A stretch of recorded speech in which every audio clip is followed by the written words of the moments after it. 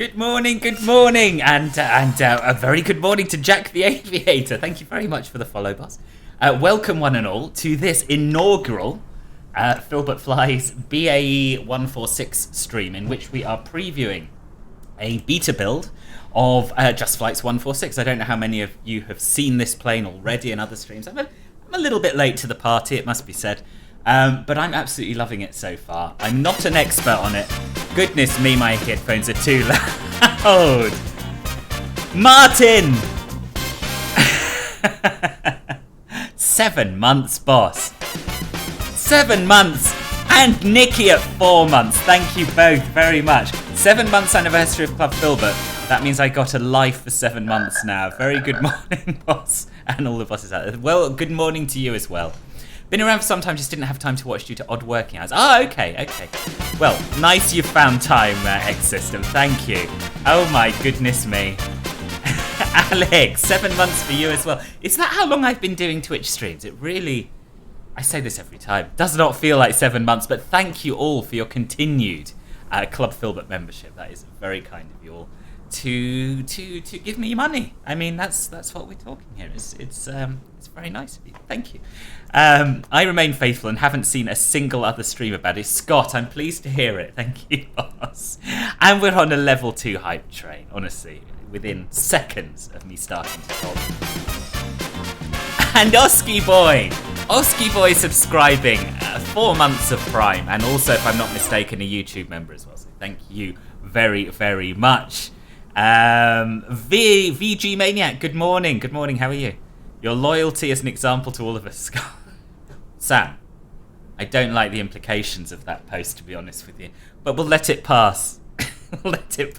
I'm glad you're hyped. Right, who do we have here who I have not yet said hello to? Marker, you've got a couple of MD-11 issues, right? So who here is crossing the pond already and who is crossing it later? Very funny 777-300 you have there. A Mini 747. It is. Yeah, who else is here? Riley's here. Good morning, boss. Alex, I've already spoken to. I think I've caught up with most people who are here, but if I haven't said hello to you, do say hello again. You've not watched any other one for... Oh, good. You're not departing till 11:15 Zulu. Good. So hopefully we can get underway then before you have to start crossing the pond. You're crossing the pond just the wrong way and offline. Oh, good. You see everyone who doubted me for doing this flight not on VATSIM. Simon's here. One of the finest virtual pilots I've ever had the pleasure of knowing, and he's flying offline as well. So there you are. I feel validated. Hello, Treat Wen. Welcome back. And Walt, good morning. Yeah, hopefully you aren't Ben, so I have faith. Well, we'll see. I'm not going to rush through this because I do want to show you what this plane is all about. And also, if I rush through it, I'm going to forget something very, very important, and this stream will be a massive meme. I think I'm using that right. This will end up being a massive failure, is basically what I mean. Bossy needs to cross the pond. You don't. Studying maybe suits. What's this? Sorry? You've got to study. I saw that. Start dying. Okay, I get it. Yeah. Just didn't feel like it. Maybe next time. The routes didn't really attract me too much. No, I really didn't fancy it either. Across the land was long enough for me. And, I did enjoy the last Cross the Pond because I did it shared cockpit with Ben and it was a good laugh. And also very exciting because we didn't know if the A330 would get us there. But yeah, sitting in front of this for 9-10 hours and streaming it and chatting, it's just, I'm absolutely exhausted by the end of that sort of thing. So instead, we are doing something, as I said in the announcement, that's much more progress. Anyway, look at this plane. That's what we should be focusing on here. It's all very, very shiny. Istanbul ground. Good morning, boss. Welcome. It's still early. Yeah, the modelling of this aircraft is absolutely outstanding. It's got a full modelled cabin as well, which is actually not one of. This is the best looking cabin I've ever seen. I haven't worked out, in fact, I don't think it's possible yet, but I might be wrong, how to set views in the cabin. But you can definitely come and explore it with the drone. And yeah, it's really, really impressive. So yes, long and short of it, beautiful modelling, beautiful texturing. It's an incredibly realistic looking model. I can't wait to fly this thing myself. What a beauty! I know. It is the most beautiful plane we've got, and it flies beautifully as well, as you will hopefully see shortly. Oh, of course, you're actually doing control for across the pond, are you? In Istanbul, we have the most departures in Europe. Really? Well, I'm impressed you found the time to pop in here, Kai. It's jolly decent of you. You're going to get complimentary kebab for lunch, I would hope so. Yeah, so that's the outside. You know, we've had a little look there. One thing I do want to say is, oh my goodness me, Alex! Letting this stop at level 2. Oh, bless you. Diaresis sedilla. Don't know what that was, but thank you very, very much indeed. Hype train completed at level 2. Well, Alex, that's jolly kind of you. Thank you. This thing is not getting across the Atlantic. No, you're looking in at 10 Zulu. Oh, okay, right. Thank you to everyone who contributed to that hype train. That's very, very nice. Yes, what was I saying? This plane is in beta. There are things that are not yet implemented. For example, an FMS. That should be coming in the next build, which we're hoping to get our hands on next week, I think. Not this week, but next week. So that'll change things a lot. There's a couple of bugs that they're aware of. So on approach at the moment, if you fly your V approach speed, it will drop below the glide slope, but they're working on it. So yeah, and in its current state, it is eminently flyable and a lot of fun. So let's get on board and let's have a look at setting up. So the first thing to note is the EFB, which is really good. You can change various settings in here. Not all of it is active yet, but this is how you load your plane up in terms of fuel and payloads, and that works very well. You've got states that you can select here. We're in the cold and dark state at the moment, and that's how we're going to leave it, because I'm going to show you how to start the plane up. We're not going to do every single possible check, but we are going to do the bulk of it. You obviously also operate your doors and that sort of thing from here, which we will come to in a little minute. Good morning, Satira. I'm very well, thank you. How are you? That's by showing 10 million controls at Istanbul. Wow. I'm correct in saying we're ahead of Zulu by 1 hour now, right? Yes, correct. Yes. Yeah, we are. Yeah, so we're going to start with our pre-flight checks for the first flight of the day and with powering the thing up. So our weather radar is already off. I know this. We need to check that our transponder is in standby, which is down here. And it is. We need to check that our air brake is in. That's what we call the speed brake / spoiler in this plane. And that is one of the most cool features of this aircraft, which I will show you in due course. We need to make sure our flaps are up, and they are. And we can turn on the battery 1 and 2 master switches up here. Listen to the sounds. Listen to the sounds. The sounds in this are amazing. Absolutely amazing. You'll be flying tomorrow to Dubai, meeting my father after about a year or more. Oh, that's so exciting. You must be really looking forward to that. Good news. We need to check that our landing gear is selected down and that we have 3 greens, which we do. We need to check that our brake selector is on the yellow system and pulled, and it is. So yes, you can change that to different systems. We want it on yellow. And yeah, there are certain things I'm going to say through this flight that I know to be true, but I do not know the details of why we do everything. That was very satisfying. It is, isn't it? I know. You might skip this add-on for some time. Why? Now we need to turn on our yaw damper, autopilot, and avionics masters, which are somewhere up here. Over here, yep, yaw damper masters can come on. AP master can come on. Avionics masters A and B can come on. We need to check anti-skid and lift spoilers are on. So our anti-skid needs to come up. You notice the switches with 3 dots. They correspond to 3 separate positions. So here we have on, off, and battery, looks like. Again, don't ask me. Don't ask me for details. But ground lift spoilers can come on as well. Turning it on is interesting. It took me some time to get my head around it. And the hardest thing is knowing where everything is and remembering that. And also, there isn't a manual for it yet. So I've been using a mixture of the P3D version manual and the FCOM. I've got volume 1 of the FCOM, and I have extracts of volume 3 of the FCOM. And what I've done is I've sort of merged those things together into my own little Word document, which tells you what you have to do at each stage. AC power, we will get to that. We're probably going to use the APU, I think, to power it up this time.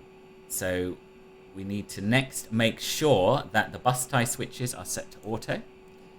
Bus tie switches, you would have thought they would be on the electrical part. Yes, they are. So AC and DC set to auto. And one of the things that we should have checked, actually, that we didn't, is we need to make sure that the ammeter is showing a discharge, which it is. Which is why we need some sort of other power. So we're going to turn the APU generators on. Where's that? Here we are. No, that's APU air. APU's up here. Must be down here. There we are. APU gen can come on, so you do that before starting the APU. Generators 1 and 4, engine 1 and 4 generators should be set to off reset, and they are. The left inner fuel pump we can turn on now. We need that on before we start the APU, because that's where it draws its fuel from. Yeah, Go the Rocker switches have a really cool 50s vibe or something. They do. Everything in this has a really cool vibe. You wait till you see the analog gauges down below. It's really nice. Oh, you have it in X-Plane. Oh, okay. Nice. You'd love to have this for your Shamrock ops into LC1. I know. I'm really looking forward to doing some London City ops in it. But I'm not going to rush into it. I'm going to get used to how it feels on more normal approaches before I do that.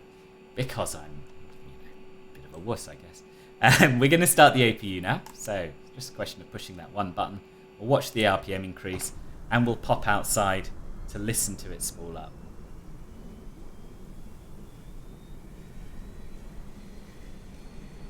Another fantastic sound. You're not allowed to have a break for lunch. Boss, it's a human right. Tell them that. Isn't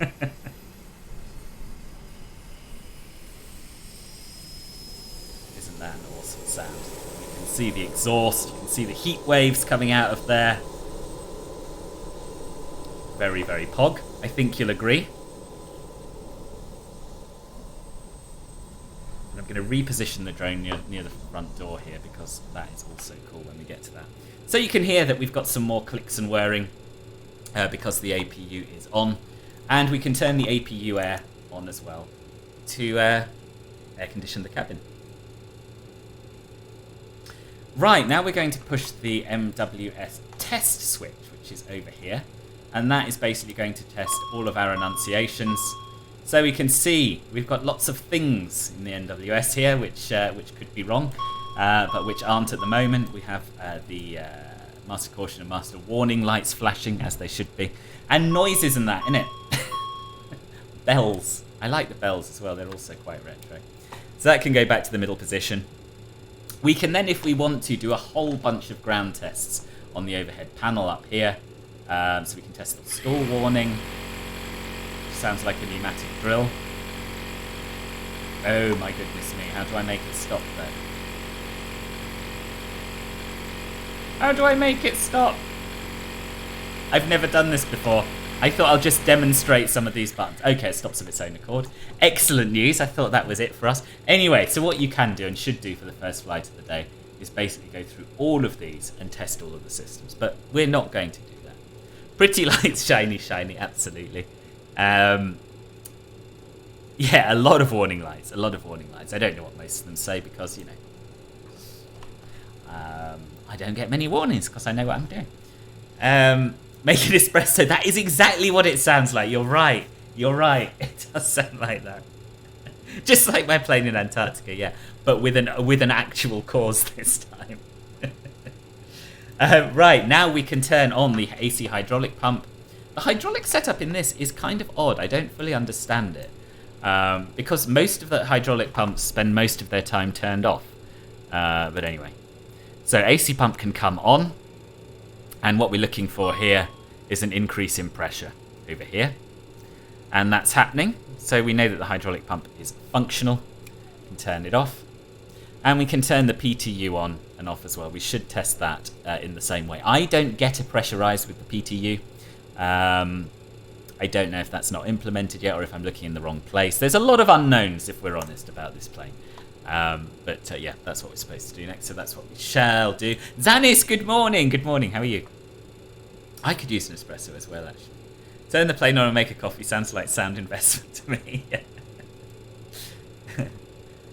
These spend their time turned on. I don't know what you mean. What, spend their time turned on? I need to make lunch soon so I don't stop. Okay, Kai, enjoy. Please pretend that you don't know what you're doing for entertainment purposes. There won't be that much pretending needed, to be honest with you. We'll see. Right, flight deck emergency lighting can come on now. Or it can be armed now, rather. Oh, I thought that was over here. It does not appear to be. We have cabin emergency lighting. We may as well arm that while we're here. And we may as well turn the no smoking sign on. But cabin emergency lighting. So there's more light switches down here. Flight deck emergency lights. There we are. So we can arm those. Your damper button we can press. That is down here somewhere. This one. And this is also where you turn your autopilot on and off, which is very, very inconvenient. So I just use the Z key for that. We're going to test the, or we can test the oxygen if we want to. Should we test the oxygen? Yeah, let's. Oh, that's not yet operational. Okay, cool. And that's really the pre-flight safety checks all done. So the next thing we need to do is get our door open. Look at the animations. Very, very pog.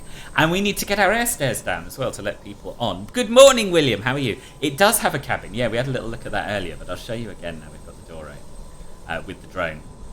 It doesn't yet have any preset cabin views. So you can't actually get in here from any view other than the drone, as far as I can tell. But I'm sure that that will be implemented before it's released. I'm sure it will. And it's a lovely cabin as well. Really nicely done. One of probably the best I've seen in MSFS, to be honest with you. You can test the oxygen. It is a bit more to the left. Oh, okay.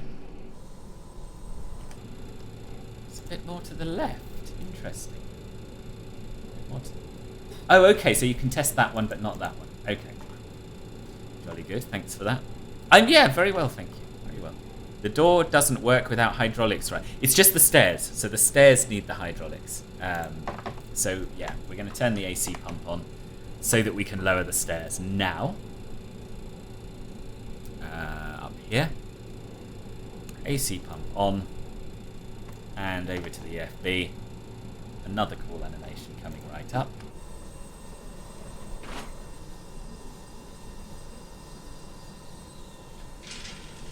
Very, very nice. Very nice animation, very nice sounds. And now people can start getting on board when they're ready. Didn't know it was a 3-3 config. No, you'd have expected it to be 2-2, wouldn't you? Pilot has to climb and scramble up the side of the plane. It's a very good question, actually. How does the pilot get in? How do the cockpit crew get in when there's no hydraulic pressure? I guess they must just leave it open, right? It is a really cool plane. It's a lot of fun to fly. Okay, so back up here we can turn the AC pump back off. Simon, thank you very much for posting in the Discord that we were live. I totally forgot to do that. Much appreciated, boss. Parking brake we need to check is on. This is the before start flow we're moving on to now. Parking brake is indeed on. Thrust levers should all be in the fuel off position. They are. The hydraulics should all be off. See what I mean about the hydraulics being a little bit weird? Yeah, maybe not weird. Not how I would expect them to be. We need to put the center tank switch to auto, which is down on the fuel section of the overhead somewhere. There we are. Auto. We need to check that the discharge valves are normal. Discharge valves, eh? Discharge valves. Where would you put a discharge valve if you were designing an aircraft like this? I can't remember. I was doing so well. Oh, it's in the pressurization page, isn't it? Yeah. Discharge valves are normal. and the mode is set to auto, which is what we want. And we need to set our cruising altitude, which is today going to be flight level 290. So you can see on the inner gauge here, the inner part of the gauge, we have altitude, and we want to set that to 290. And on the outer scale, that is our cabin altitude. So you can see that for flight level 290, the altitude should be at 8,000 feet. Isn't there a button or something outside, just like business jets have? But not to lower the stairs, because you would need hydraulics for that. That's the thing, as far as I'm aware. Unless they just yank them down. There might be some way of manually releasing the stairs, actually. Right there. I'm picturing sort of like a loft hatch pole, you know, where you get the door open with a normal set of stairs.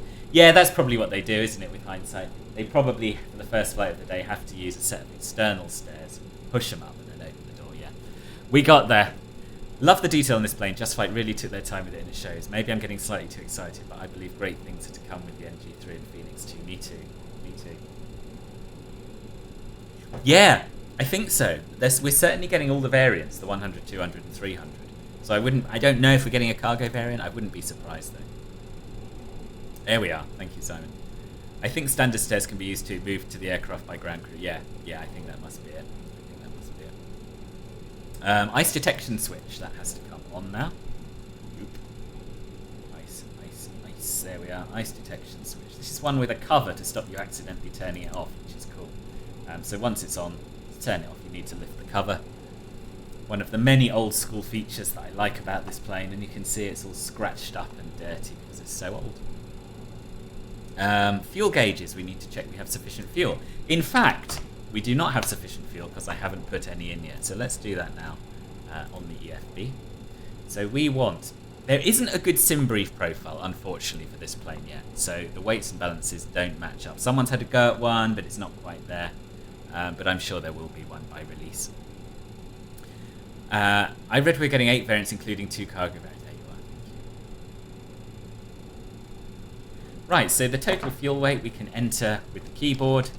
Just delete that. You have to put in all 5 digits. So we want not 6733 but 06733 kilograms.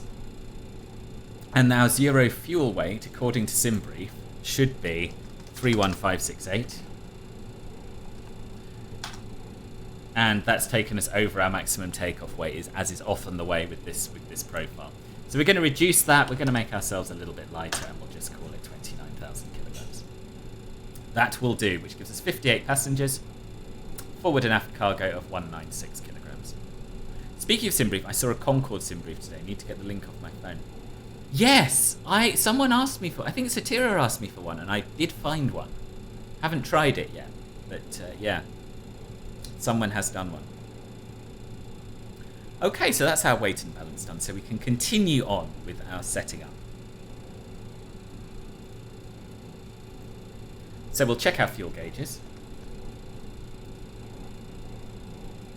So you can see our center tank is empty, and our left and right tanks each have just around 3,400 kilograms in them. Flight data recorder. So this is another cool feature. It's impossible to get to. It's really fiddly. But on the first officer's side here, this is our flight data recorder. And what you want to do with this, if you can get to it... I mean, even in the real plane, this must be an absolute pain to use. I think we can get rid of this, actually. Yeah, that'll make it a little easier. So yes, over here we have little hand-movable numbers. So you can scroll it to today's date. It does put it in automatically, which is quite cool. So it is the 2nd of April. And then in here you can put the flight of the day. So it could be 0001, or you could put in your flight number. So I guess for our purposes, we may as well put in the flight number. I would guess this is down to SOPs, right? Let's see. What is our flight number? So not being on VATSIM, I don't have easy access to all this stuff, and it's driving me slightly wrong, because I'm having to look at my Discord to see what I said was happening. Air France 1516. So we could put in 1516. Let's do that. 1516. Getting a bit nervous about cross the pond now, only because the NGM has like 4 parking spaces that can take a heavy. Oh, boss. It'll be alright. Looks like a lock key with a lot of numbers. It does, yeah, it does. Exactly like a combination lock. It's true. It's true. Yeah, are you flying? What are you flying? The MD-11 or the 346? So then we can go into the transponder panel, and in here you can input your flight ID. Now for me, I've been unable to put in letters, so we switch from ATC to FID, and it should work according to Just Flight, like an old telephone keypad, where the more... Oh, look at that, it's working. It's working, it's never worked for me before. Must be the rate at which you press it. There. So yeah, ignore that, it's working. So we can put in Air France, AFR.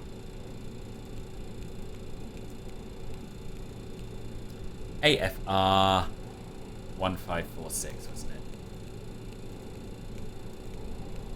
And enter.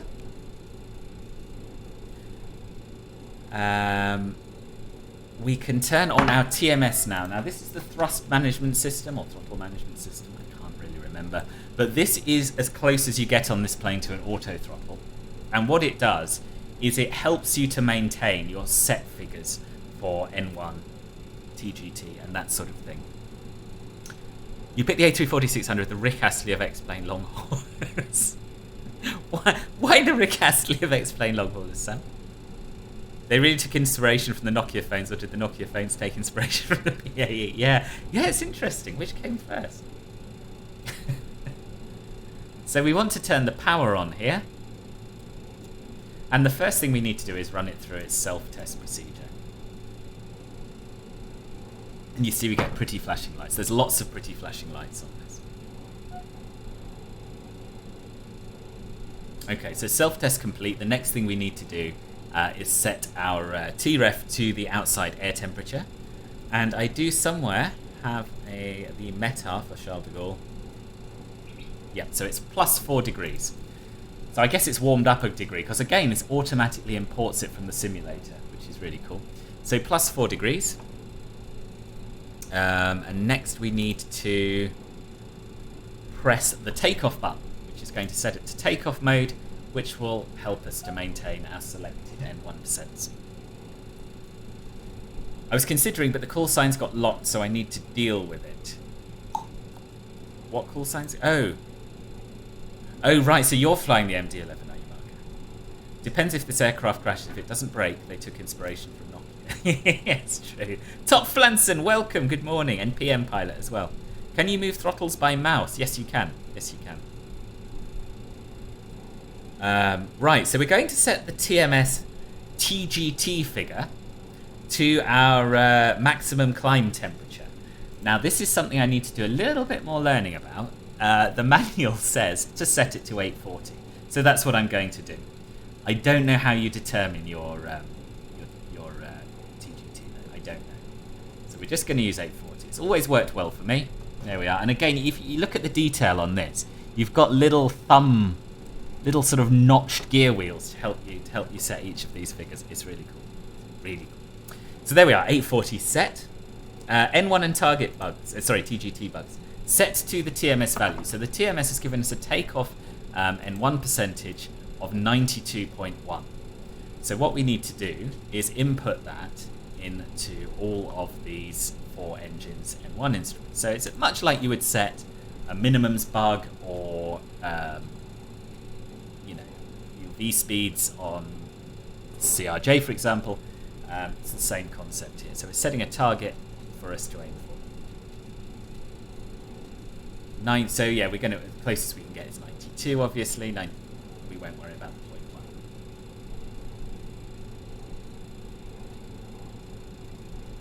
There is a way of cheating with this, but I'm going to show you that later. I just love how manual it all is. I do. I enjoy doing this. So there we are, 92, and we're going to set 840 on the TGT.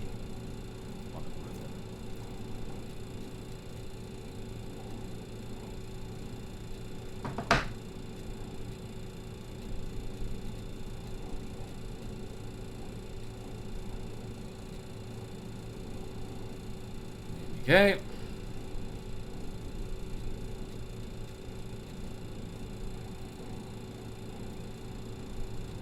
It is a bit fiddly. And it does take a little bit of time. But this is life. This is the life of a BAE 146 pilot. What are you basically doing now with switching the TGT? So we're setting the target TGT, or the maximum TGT, for our climb. We were discussing what TGT stand for. I think it's turbine gas temperature. I meant to look it up, but I forgot.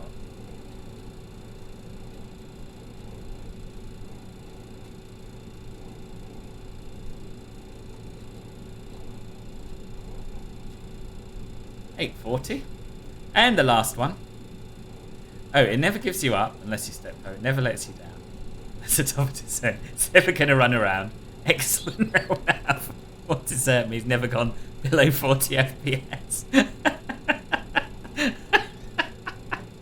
Boss, you need to cheer 50 bits and make this happen in text-to-speech. It's never made me say goodbye. It's never crushed my citizens. ICAS never tells a lie. That is probably one of the most strange, but also the greatest analogy I've ever seen. Yeah, exactly. Bit like a flex calculation. Yeah, a little bit. I think. There we go. Right, 840 on all of them set. So the next thing we need to do is work out our takeoff speeds, and Just Flight have made it very easy, because what we have here is a flip chart.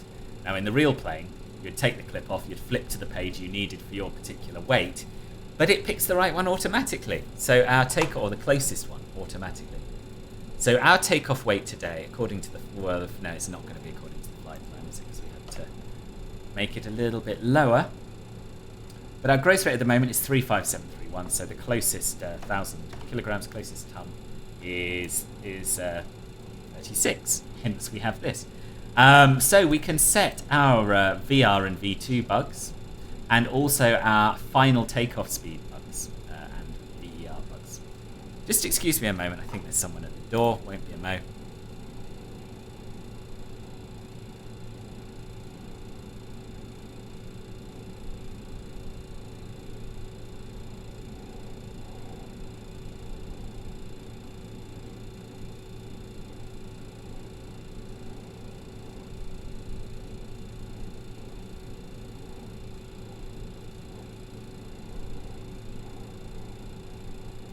No, it's fine. It was just a loud piece of post.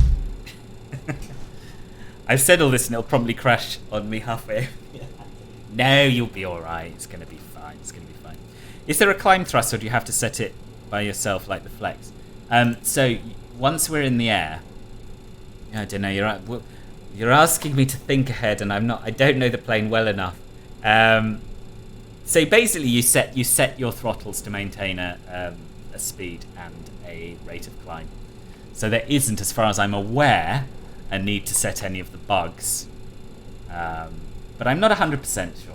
I'm not. You'll see on the TMS that we have takeoff modes, maximum continuous thrust modes, and TGT mode. We also have descent, but there isn't a climb mode. So as far as I'm aware, that's not something you have to worry about.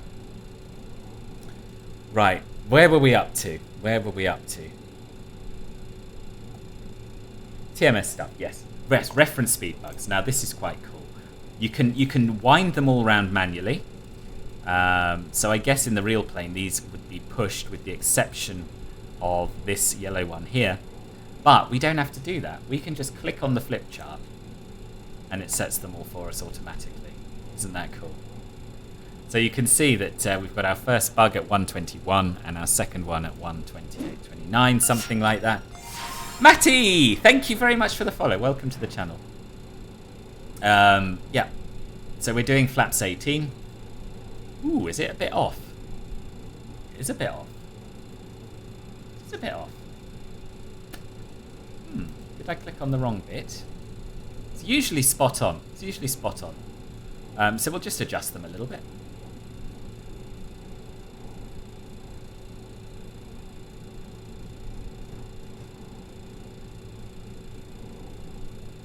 There we are, it's 118. It's going well, thank you. How are you?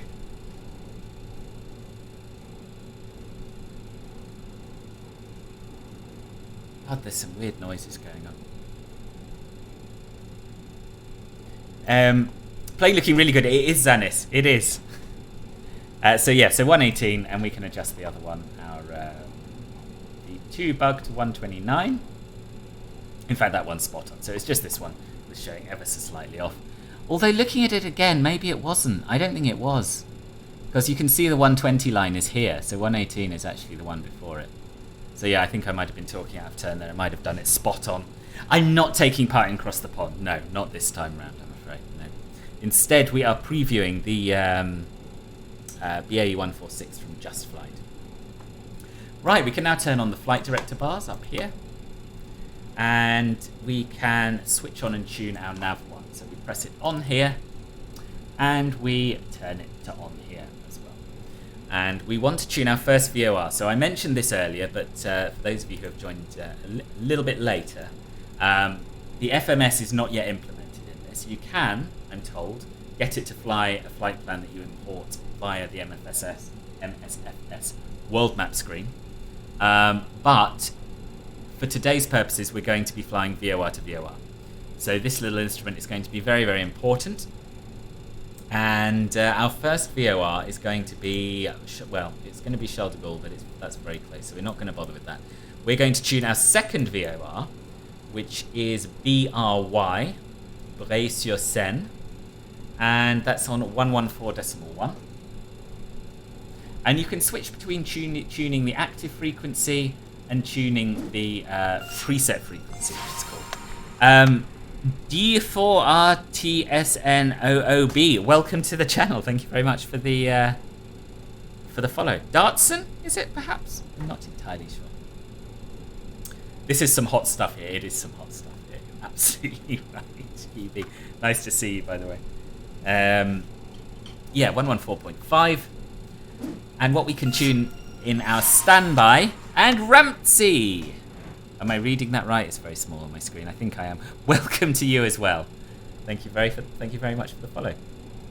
So yeah, that's our first one. Our second one is going to be 116.0, which has no DME, which will be interesting. That's Troy Barbary. What did I say? 116.0. So we can tune that in pre-selected field. 116.0. There we go. So we've got 2 VORs tuned there. And I'm also going to tune it in nav2 as well. So we can turn that on here. 116.0. And that will give us a pointer on the instruments later on. Darts noob? Oh, maybe. Yeah, darts noob. Good. Well deduced, Alex. Love your YouTube. Oh, thank you, Ramsey. Thank you very much. I'm glad you've found us over here as well. So the next thing we need to do is set our courses. So the first VOR is going to be on a course of 142.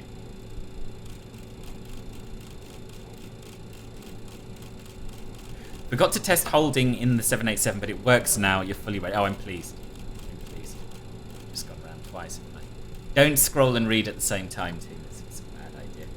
And our nav2 course is going to be 108. So tune that as well. I don't use the nav2 course. I don't really know how you use the nav2 course. I think it just comes up on the first officer's side, probably. But it's a good reminder. Yeah, I need to tell you, I'm no expert in VOR to VOR navigation, so don't take anything you see here today as gospel. We're going to set our cruising altitude, flight level 290. Here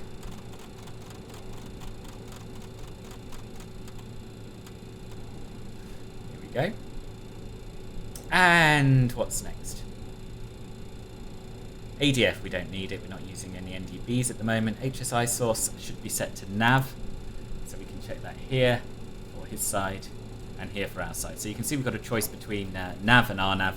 And obviously the RNAV will be much more usable once the FMS is implemented. Cool, we're getting there, team. We are getting there. We can turn on our VHF COM1 and COM2 down here. We're not going to be using them, of course. We're flying offline. But that is where you would set your ATC frequencies. And of course, we already had a look at the transponder. So if we wanted to, we could go back to ATC and set 2000 or whatever squawk we're given in here. Right, I think we're pretty much ready to get pushed back and started up. I sort of feel, this probably hasn't happened, but the cats are looking very worried about something. I'm just going to see what's going on in the hallway to make sure no one's broken in and busy robbing the house. It won't be a moment.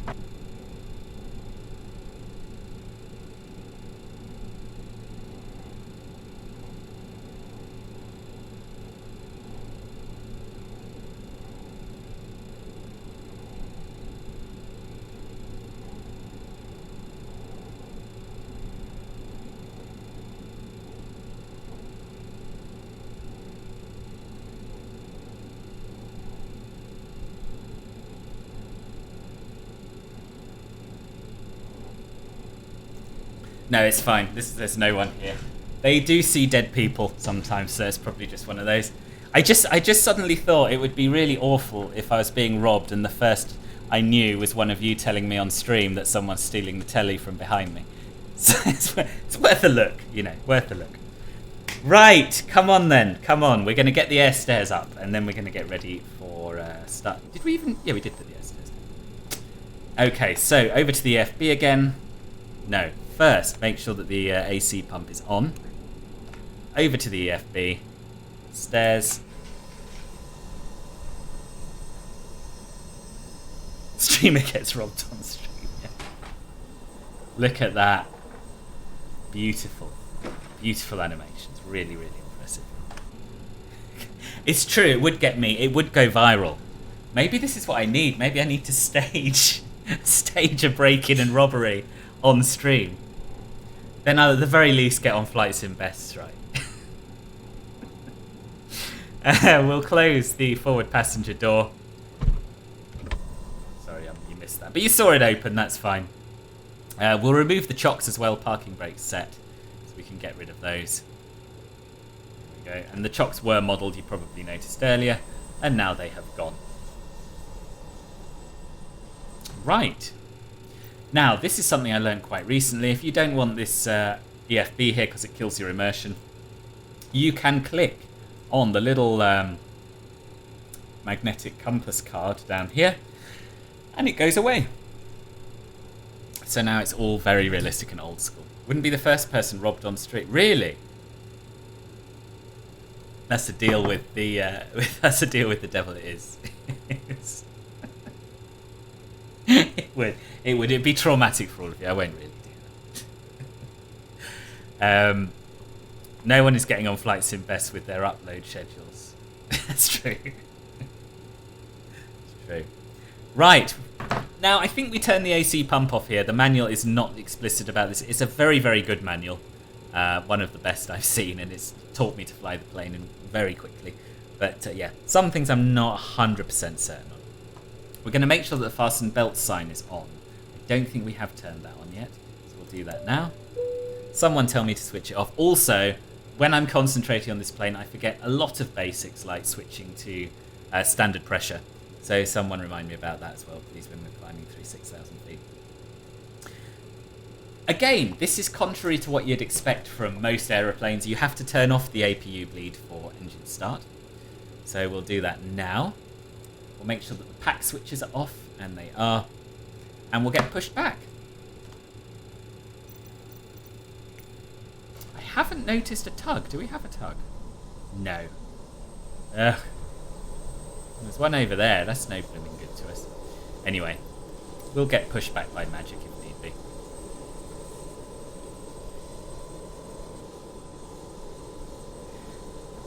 You weren't that hyped with this plane at all, but with this stream, hype is arriving. Good, I'm pleased. I have to say, I wasn't super hyped either.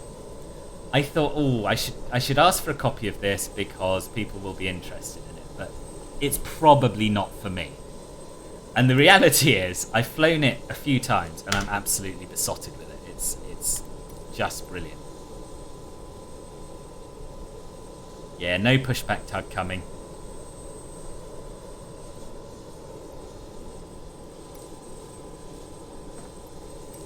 But here we go anyway. By magic. So while we get pushed back... Oh, sugar. What haven't I done? I have not turned on the beacon. What a noob. There we are. Beacon is now on. APU air switch is off. Pack switches are off.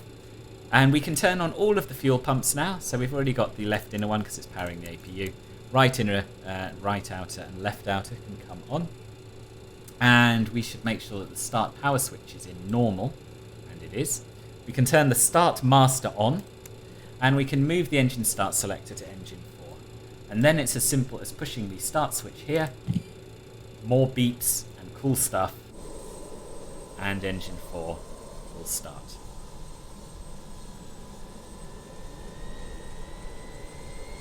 And then we're looking for about 15% of N2. And then we can introduce fuel. I'm fairly sure that we're already past 15% of N2 if I haven't done anything wrong, but I might have done. Yeah. That's weird. The gauge is reading 35, but the needle's reading significantly less on the N1. Yeah, so we're at 22% of N2. Plenty. And there we introduce the fuel like that.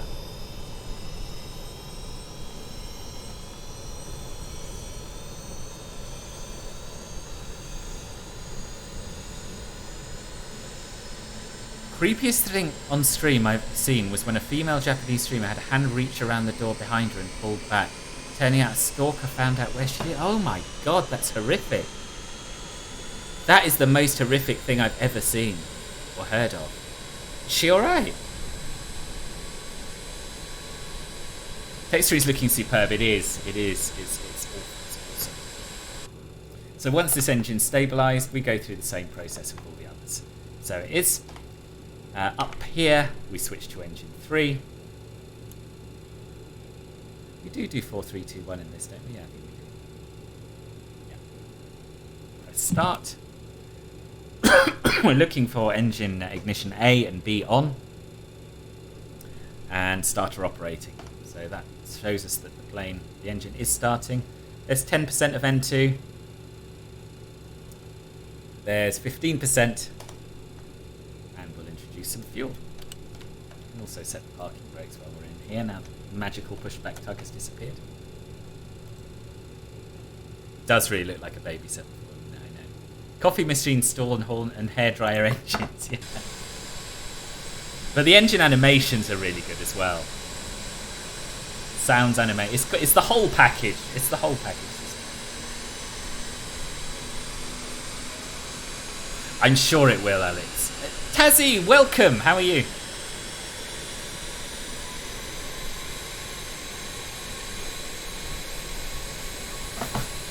Okay, that's 2 engines started. And we'll crack on with the final 2.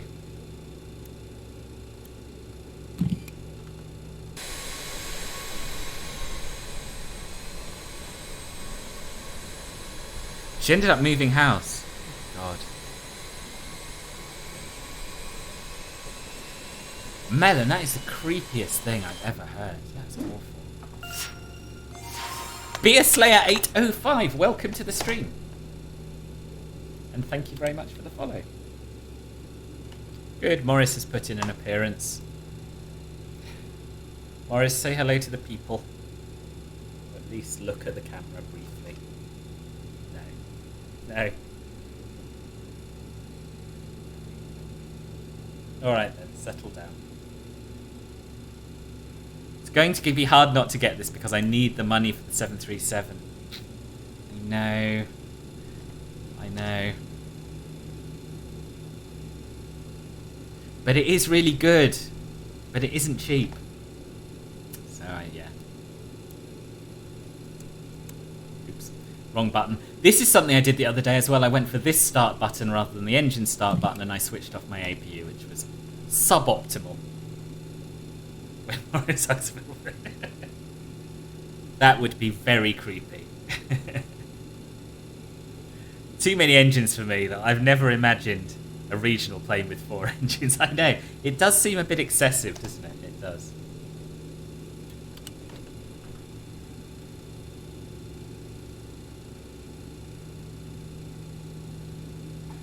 So, final engine. Just also, we've listened to some of them, but just look how smooth these animations of the little dials are. It's really cool. I don't know why the TGT of the other engines goes up when you start engine 1. I guess maybe that's still them stabilizing, or maybe there's some reason for it. If anyone knows, let me know in the chat. I'll be so impressed. Will it be a long cruise, boss? No, only about an hour and a half, something like that. Or should you wait till... It's... Oh, gosh. Book presentation, I take it. I would... No, we can do one today. We can do one today. They're low RPM engines for noise reasons. Yeah. Twirls, good morning. Good morning. How are you? What are you doing with Cross the Pond, if anything? Right, so that's 4 good engine starts, which means we can now turn the start selector to off, and the engine start switch to off as well. I assume that means the start master. I think I've written it down wrong. And we can turn our generators on, 1 and 4, down here on the electrical panel. So engines 1 and 4 have generators, engines 2 and 3 have hydraulic pumps. The APU air can come back on, and the pack switches can come on up here. Vishkas! Good morning, boss. Good morning. How are you? Thank you very, very much indeed for the resub. Much appreciated. You're controlling Copenhagen Kastrup to offload the center control. Oh, nice. You're also treating your hangover. Oh, God, that sounds like a horrific combination, boss. You have all 5 APs started. I do, boss, I do. Pack switches on. Brake fans can go to auto. This is another one of those switches that I can't instantly put my finger on. Brake fans, brake fans, brake fans. I would have thought that would be under MISC, which I'm not looking at. Brake fans, there we are. Auto. You're doing great. Still a bit tired. Stayed up very late. Oh, what were you up to? Anything fun?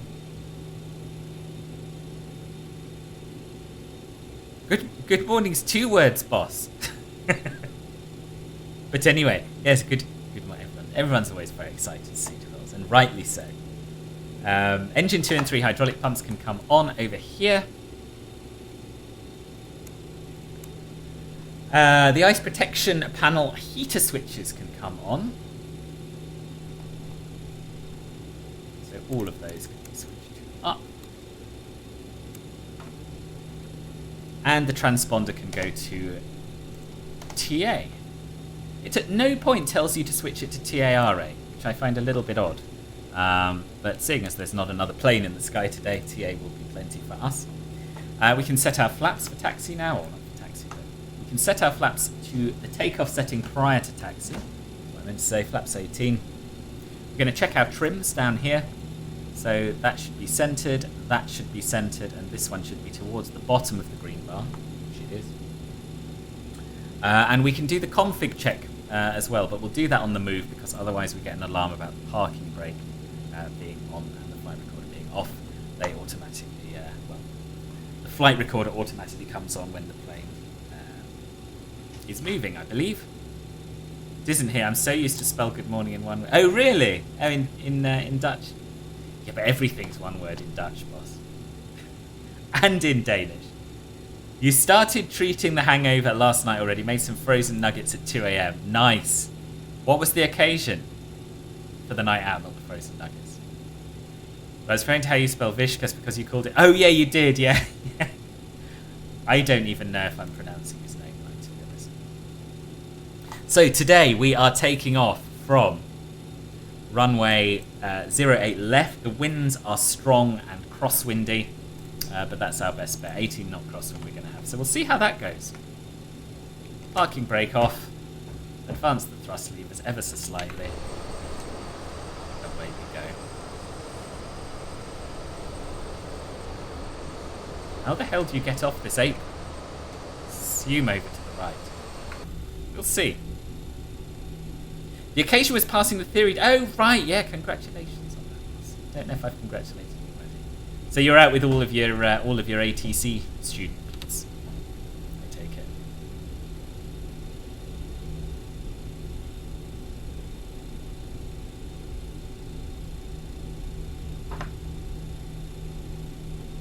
Oh, what was that? It's made public, mate. have to scroll up after I round the corner here.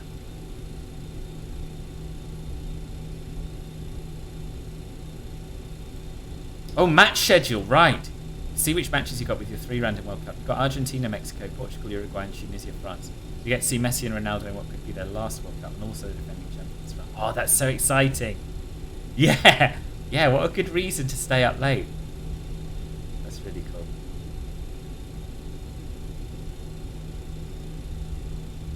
Indeed, and whilst Atco speak all nice and calm on the radio, all very loud off the radio, I can imagine.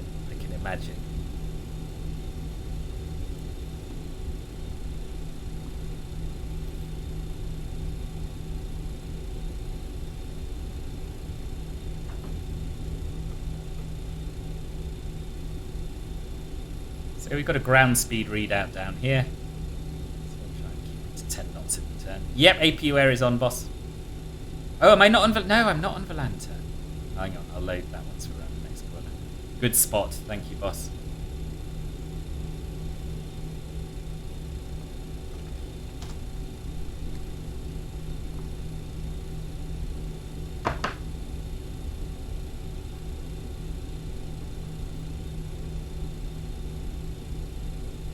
Netherlands should beat them easily, which makes me a bit sad since I suppose since you spot the host too.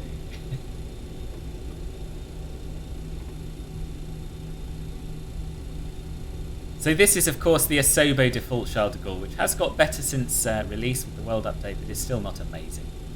But yeah, I'm excited about going to Florence. Because you're not really supposed to take an A320 in there, and there are no CRJ routes, so it's quite nice to be doing a real world... Take your real-world plane in there that used to fly there.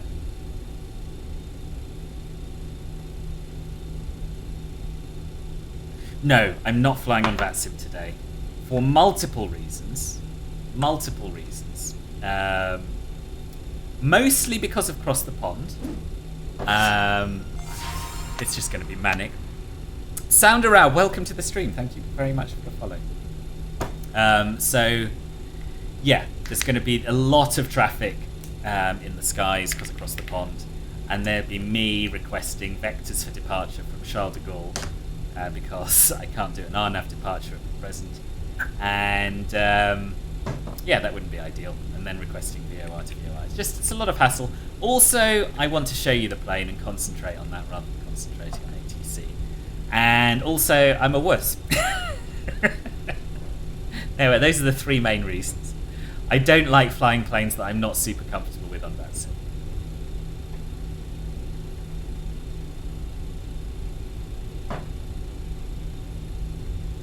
Good morning, Offworld. Good morning. It is indeed classic BAe launch, yeah.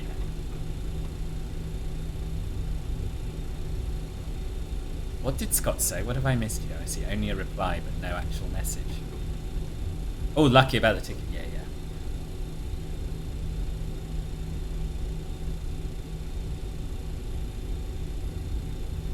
There are so many massive cliffs in the taxiways at the default de Gaulle. I don't know if that's still true, boss. I've done a couple of flights out of here, and I think they fixed them in the world update. I might be wrong. Correct me if I am. Pressure's changed to 1017. Interesting.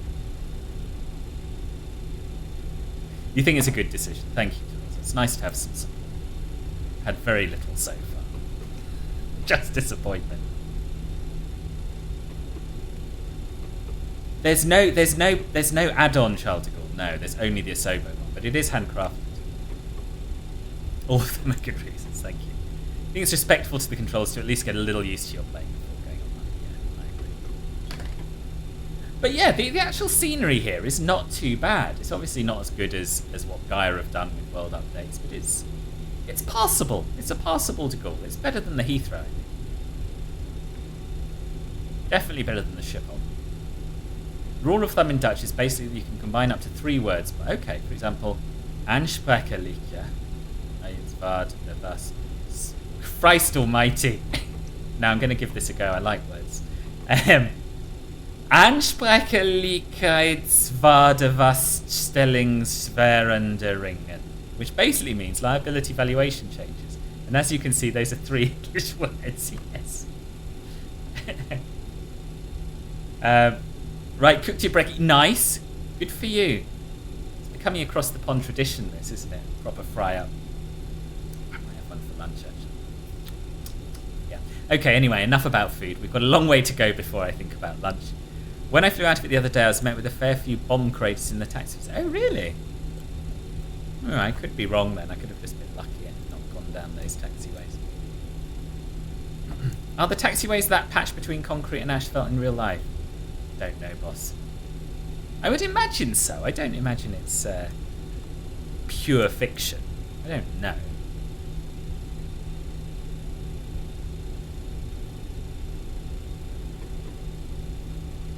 Yeah, it is. It's default. I don't remember which edition of MSFS it is that has it, but yeah, it is one of the handcrafted Asobo airports that came with the sim, and then they tweaked it a bit during the France World update.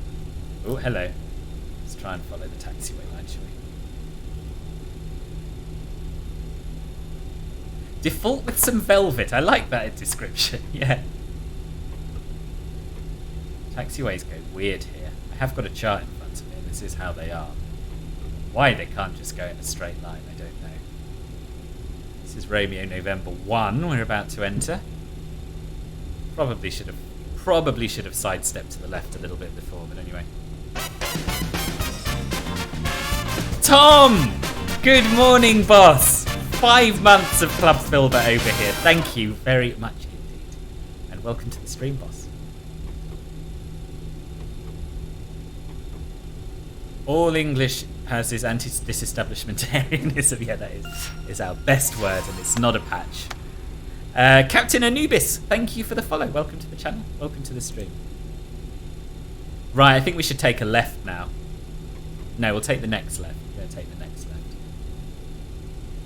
It's included in the standard version, so everyone's got it. Oh, that's good. Okay, what we're going to do while we're rolling, before we set the parking brake again, is do that takeoff config test, which is down here. Multitasking is going to end badly. Config check. There we are. Press that, and if there are no alarms, then everything is ready to go for takeoff. Didn't realise how late it was already. What time do you start with your controlling, boss? Oh, right now. You haven't even brushed your teeth. Not good, boss. Not good. So what we're going to do is hold short of the runway, and then we're going to talk through the takeoff together and how it all works. And then I'm going to do it, and you can all see what a bad job I make of it, probably.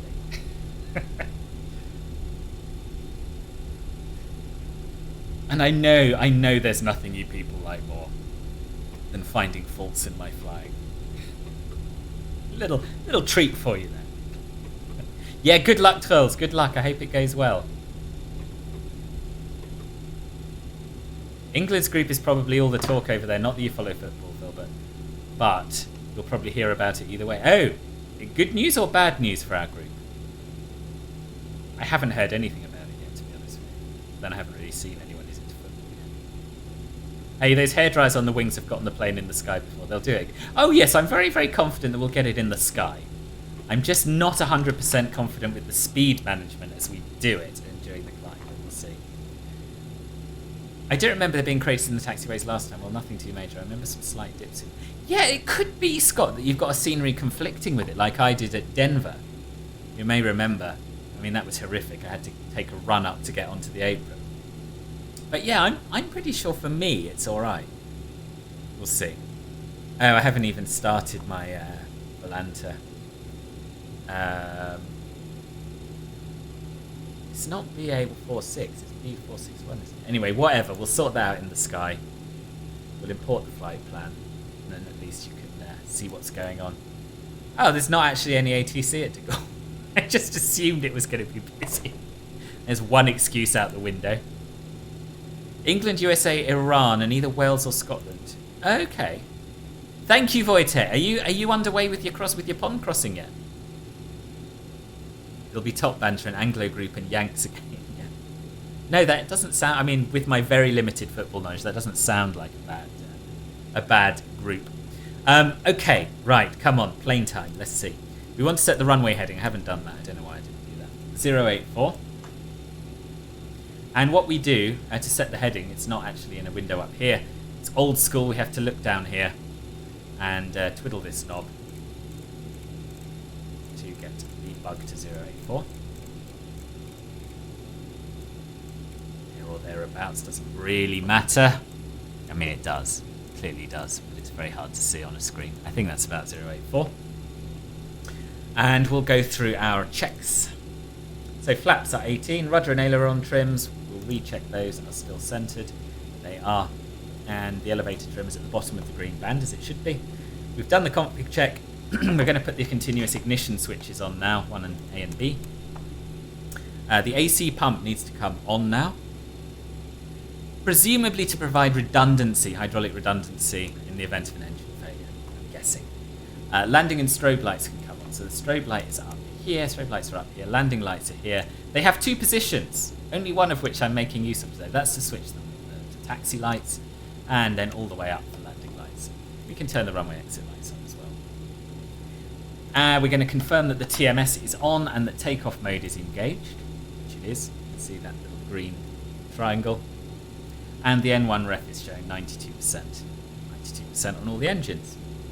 Okay, so here's what we're going to do. I'm going to talk you through it. We are going to line up. We're going to advance the thrust levers to 25% of N1 initially and wait for them to stabilize, so only very slightly forward. Then we're going to advance them to roughly the 92% N1 setting, and the TMS will kick in and set that thrust more precisely. Everything goes very quickly once you retract flaps 80. Yes, I know. I've been hurt this way before. And then we're going to rotate at VR. So far, so samey. We're going to pitch up to 10 degrees, so up here, and we're going to wait for the speed to increase. And we're going to put the gear up, of course. As we accelerate, we're then going to pitch the nose up to 15 degrees. So this big line here. And we're going to try and maintain 200 knots, retracting the flaps as we climb through VFTO, which today is 172. That's the plan. And then, as Captain Anubis says, it turns into a rocket and everything happens very quickly. You're waiting for the push in the next 45 minutes. So. Oh, okay. Good. Nearly time, boss. I'm pogged for you. I don't wish I was doing it, but I remember well the excitement. England v Yanks, I can't wait for that. I believe that we will win, Charles. No. Right, come on then, team. Let's get lined up. Let's do this. We can procrastinate no longer. So then as we climb through 2,000 feet, what happens there? We can engage the autopilot in VS mode, and we can adjust that with the sync button, which I'll show you in due course, and reduce the thrust to maintain 200 knots. It says your air brake is out, does it? How's that happen? No, my air brake's in. That is brake fan selected on that green indication. Above the airspeed indicator? No, I think that was saying parking brake set. I think.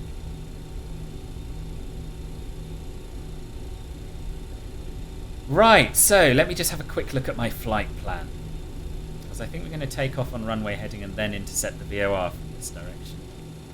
Or intercept the VOR inbound course we pre-selected. This is the beauty of not being on VATSIM. Yeah, so we're going to make a right turn very soon after takeoff. We can always come back round and intercept it if we fly through it. It's no biggie. But yeah, I love being able to just sit on the runway and look at things. It's cool. Tournament is 8 months away and it's already super tense on the web forums and such. Is it really? The match is on Black Friday. Christ. I fear we might see the worst side of football with this tournament. Okay, so 25% of N1, then all the way forward to the preset N1 bug. Rotate at rotate speed. This one here. And we'll see how we get on. Let's do it.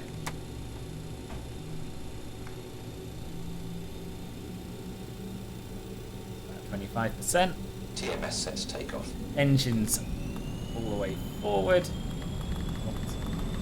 What's that noise? Don't know what that noise is. I don't like it. I haven't heard it before. Oh well, we'll see what happens. We're going to use a lot of right rudder and some interwind aileron. Power set, M1G. 80 knots cross-checked. It's looking alright. V1. Rotate. V2. So we're going to pitch up to 10 degrees. We're going to raise the gear. Positive rate of climb, gear up. Being blown all over the shop, as you can see.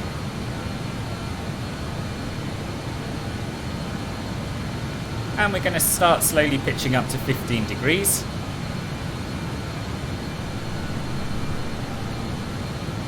And we're going to trim.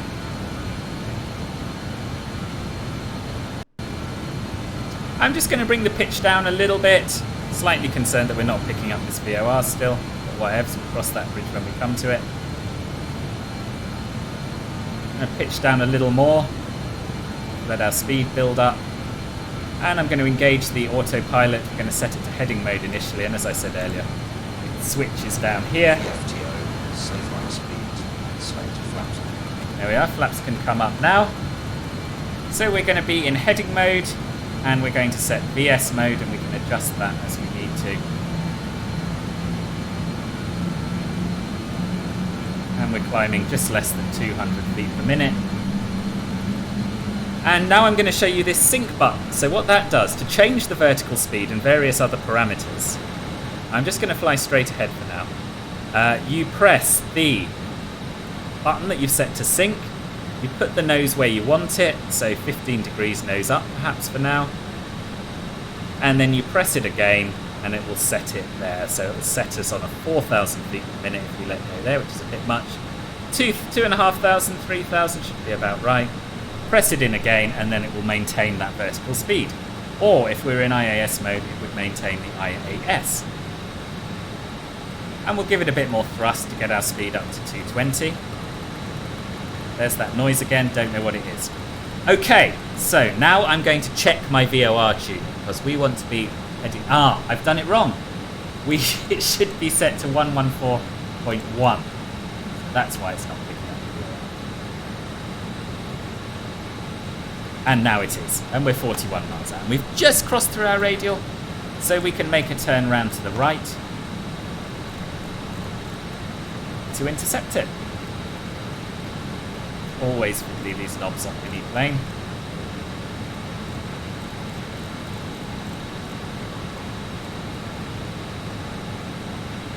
And now we're on an intercept course. We can turn on the VOR lock button. Give it a bit more welly with the throttles. And we'll have a look at our after takeoff flow. I'm going to press the TMS sync button, and what that does is it makes sure all of the engines sync to either engine 1 or engine 2. You can see engine 1 on the master, and you can see them all adjusting themselves to match the 878 on the N1. Heading bar, adjust to intercept heading, VL button, push, yep. Use autopilot sync mode to adjust the VS, we've done that already. So we'll do our after takeoff checks. Flaps are up, engine air switches can all come on now. 1, 2, 3 and 4. The APU air switch can come off because we don't need dual bleed. The AC pump can come off on the hydraulic panel. The PTU can come off, it's already off. Clearly we're supposed to turn that on. And we can turn the APU itself to stop.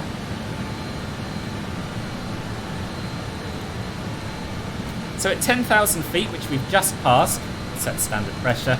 You may have reminded me, but I cannot look at the chat. So 1013. We can turn off the landing lights. What's this warning? Okay, it's disappeared, whatever it was. And you can see we're now intercepting that inbound radial. So we can increase our speed now to 280 knots. So what I'm going to do now is I'm going to go from VS mode to IAS mode. Actually, we'll wait till it intercepts this radial, one less thing to think of. And then I'm going to lower the nose for 280 knots and release the sync button. We can also go into maximum continuous thrust mode on here, which will give us, yeah, which will allow us a little bit more oomph. In fact, the airspeed's increasing quite nicely, so I don't think we need to change the pitch for the time being. But we can, and now we've gone into MCT mode, we can increase the thrust levers. And you can see they're all nicely in sync. And it'll keep us to a good speed. Right, 250 knots, climbing nicely, intercepted the VOR. I think, thank you, Martin. I think I can catch up with a bit of chat.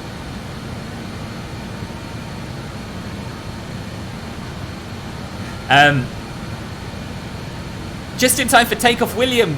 Absolutely perfect timing, boss. Maximum hairdryer, go. Look at her and listen to her. She's ever so noisy. I'm going to turn the sim down a little bit so you can hear me. That's a bit more manageable, isn't it? Right, what was I doing up here? Landing lights off. Oh, I'd already done that. Seatbelts, I was going to turn off. And you can see there's some cabin announcements included. So I'm quite happy with our rate of climb. I'm quite happy with our speed. We can leave that all alone, I think. And then when we get up to cruising altitude, we're going to maintain 280 knots or Mach decimal 68. It's a lovely note. It comes with a first officer. Well, sort of. There's no flight engineer. But bit of trivia. The voices you hear are in fact Martin, the developer. And you hear a few cabin voices as well. But yeah, he'll tell you certain things. So he'll do readouts, as you heard. We had a V1 rotate readout. And also on approach, he'll tell you when to extend your flaps and that sort of thing. It can all be turned off in the EFB. But I really like it. I find it very helpful, especially while learning the plane. PogChamp isn't looking very poggo. Wait, I can't see it.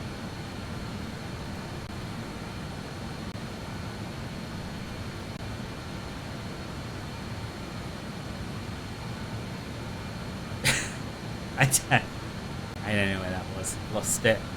Better get showered and lunched up before I get setting up. I'll catch you in a bit. Okay, boss. Thank you for popping by. Yeah, see you soon. And enjoy your crossing, boss. All the gauges making my head spin. Give me screens. I know. Ooh, something I haven't done that I always forget to do is turn on the altitude arm button. If you don't do that, it will continue climbing through your selected altitude.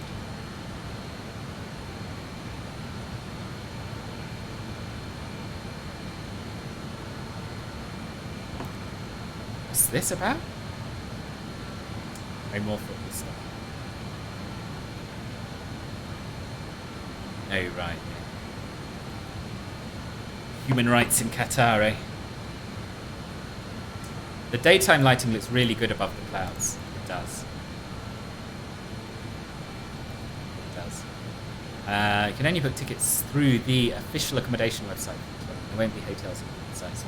Oh, right. That's interesting. Sounds sensible. Good morning, Stewie. How are you?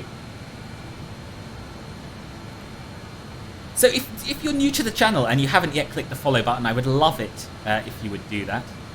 Right, so here's a good opportunity to use the sync button again, just to lower our nose and decrease our rate of climb to make sure we keep our speed up. That looks good.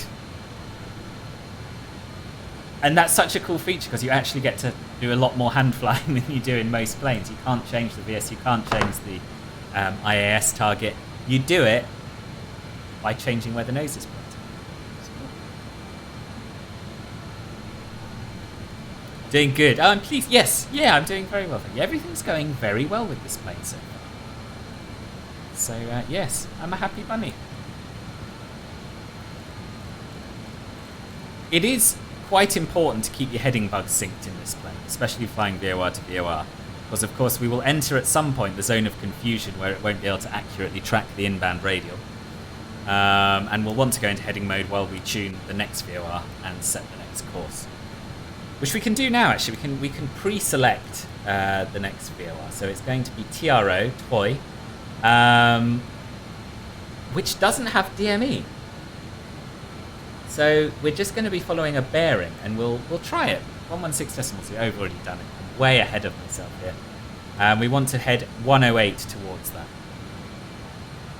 So we're comfortably tracking the VOR, so we can go into heading mode now. And we can preset, when we get a bit closer, we'll preset our next course, which is going to be 108 outbound. But let's do it now.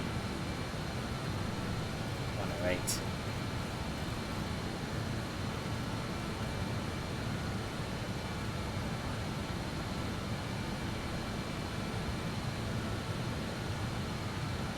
And when it starts moving across, we can probably just go back to VOR loc mode and it will intercept it.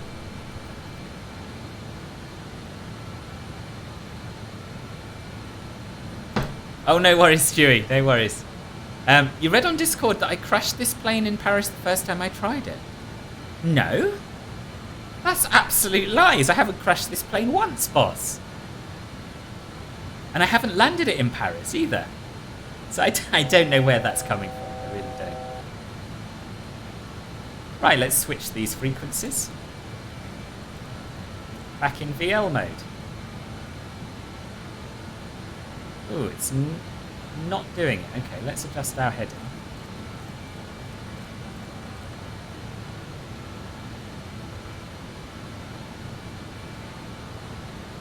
I was possibly slightly too late. As I say, I'm not an expert on VOR navigation. I do, Torres. Yeah, it's absolutely brilliant. I'm really enjoying it. It's still a beta, so there are still a few bugs, but even in its current state, it's fantastic fun to fly. It really is.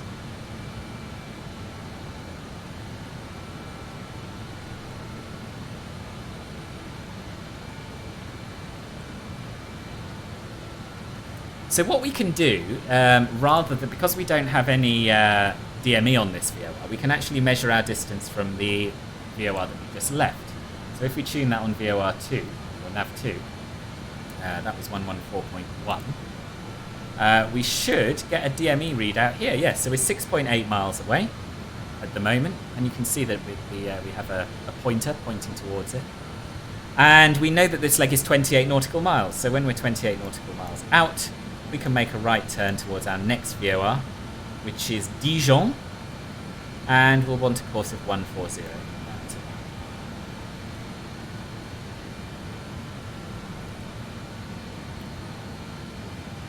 So how late will you have to leave it before you can book your accommodation? You've got a new mid-cruise game for us, really? Yeah, it's just not tracking it. It's just not tracking it. Don't know why. It's never not tracked a VOR before, but it could be something to do with the lack of DME equipment. I don't know. Sorry, I've just missed a follow there, haven't I? Torres, thank you for the follow. Thank you very much.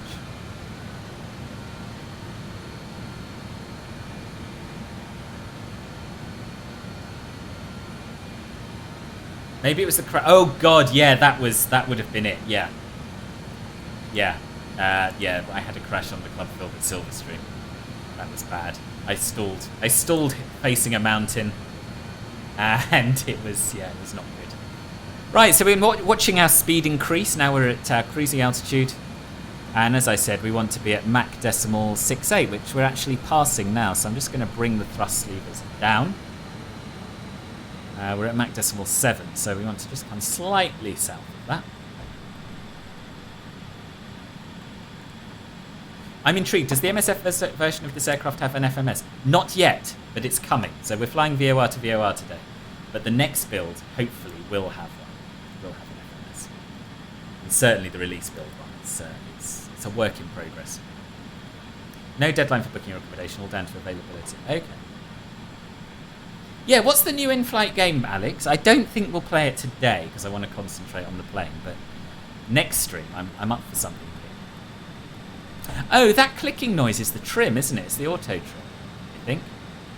No, it's saying air brake.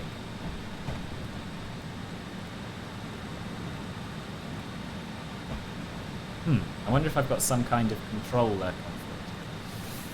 So whoever was saying earlier that air brake was showing above my speedo, you were obviously right. It's just intermittent. You're going to study now. Have a good... Thank you. Yeah, hope you make it back for the landing. London City and the Swiss is one. Oh, I can imagine. Yeah, I cannot wait. Yeah, so it's only a matter of time, and hopefully not too much time before we have an implemented FMS. Okay, so we can see our DME from the previous VOR at 24. So we need to prepare for our next leg, which is going to be 111.45. Dijon VOR. And I should say thank you very much to Moradin for planning this flight. It's much appreciated. I don't know if you're here or concentrating on your pond crossing prep, but yes, thank you for that. 111.45. We're in heading mode. We can switch these over now, and we can set a course of, what did I say? 140.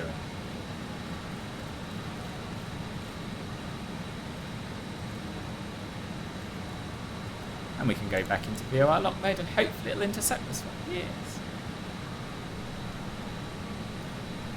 Nice. So we're doing about max 0.68, which is about what we want to be doing. It's a variation on Wordle, but for music. We could give just one round a look to check it out. Oh, okay. Hurdle. Listen to the intro, then find the correct artist and title and list. Skipped or incorrect attempts unlock more of the intro. Answer in as few tries as possible and share your score.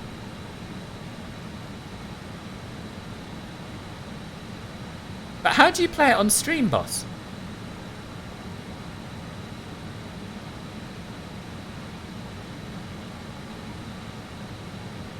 Hurdle was made for a small group of friends, then somehow gained millions of players overnight. Please be kind. Bit like the original Wordle.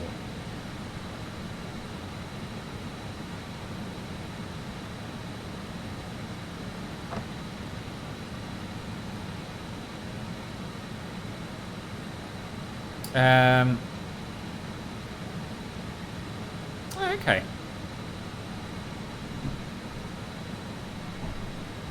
So something for all budgets then in Qatar. Do you know, I never got the P3D version, Adam, and I don't know why I didn't. I don't know why I didn't, because I'm really loving this. Should have done. Missed out on lots of fun in P3D by not getting this. Anyway, there she is, in all her glory. A little bit concerned about the nav lights. Might not have done anything with them. Beacon and strobe are on. Oh, the runway turn-off lights I never turned off, did I? This is not my flows. There we are. That's looking better. Now we have all the right lights on. What's it doing? Where's it going? That's fine. Just adjusting itself to get back on course. VOR to VOR navigation looks quite exciting. Crazy to think all planes were navigating like this once upon a time. The pilots didn't really know where exactly they are. I know. We are very, very lucky. Very, very lucky with what we've got now. I won't lie to you though. I do have little nav map open on my other monitor just as a backup. The streamer just plays and we pitch in with suggestions. Okay. But I do want to put this video on YouTube, and I might end up with copyright strikes. So I think we'll give it a miss for today. But we'll have a go. We'll have a go on another Twitch stream when I'm not going to be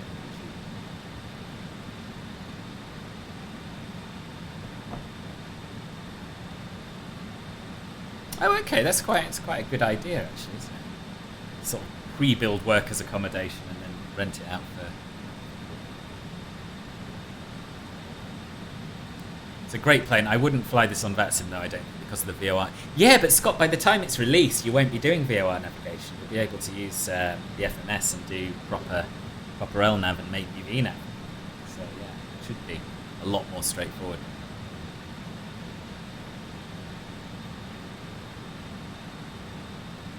Yeah, you are lucky to have someone there. You are. Tell you what though, if we're not playing Hurdle, we can at least have some background music.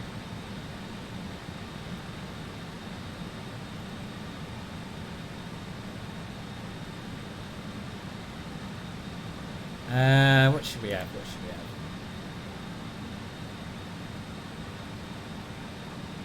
I don't fancy more of my Italian playlist. Let's have a bit of Trevor. Chill us out.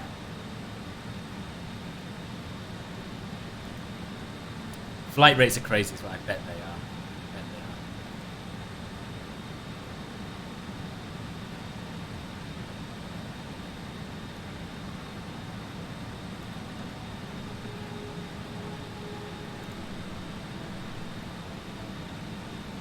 No alert. What did you do, Vishkas? I didn't even see. Oh, book presentation. No, you don't get alerts for points redemptions. However, thank you for drawing my attention to it. I will get a book and I will be right back.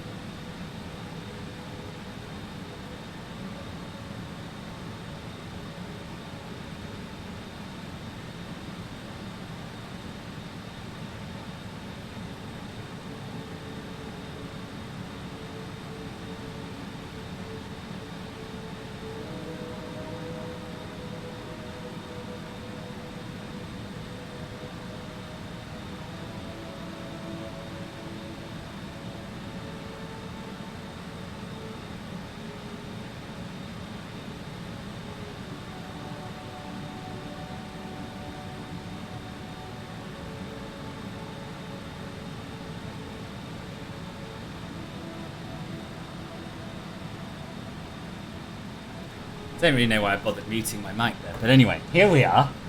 And Vishkas, thank you for the sticking around long enough to get 30,000 Philbios. Your book today is How to Tell If Your Cat Is Trying to Kill You, which was a Christmas present some years ago, and it's it's very funny.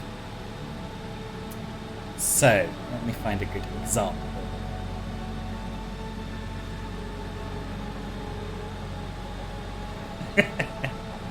Right, I'm just going to show a few pages and then I'll read out what they say. You have this book, do you?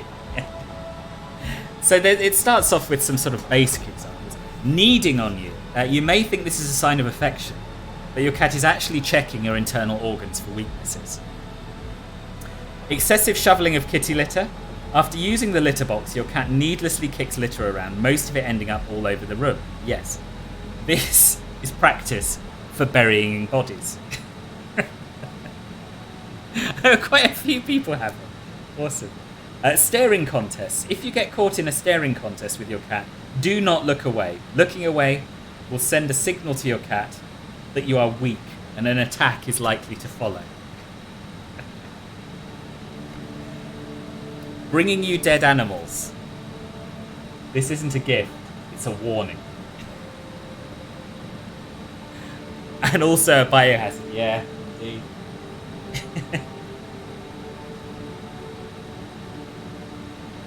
Throwing up grass. Through this painful feeding and purging process, cats prepare their minds and bodies for combat. Hiding in dark places and watching you. Your cat will often hide in order to study you in your natural habitat. Sleeping on your electronics. Humans have superior technology. Your cat knows this and will attempt to disrupt all communications to the outside world. Sprinting at light speed out of any room you enter. When your cat does this, it's actually a failed ambush. Let me find some of the more graphical bits.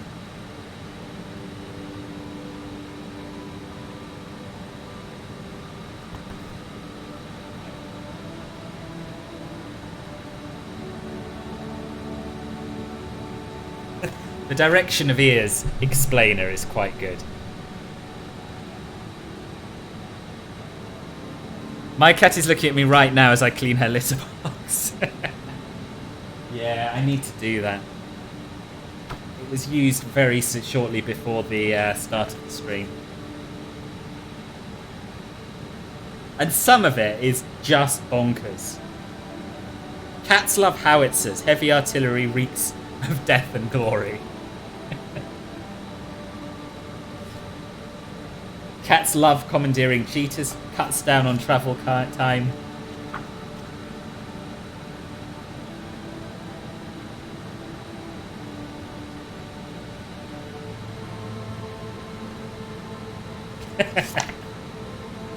Cats love reflective surfaces, nature's vending machine.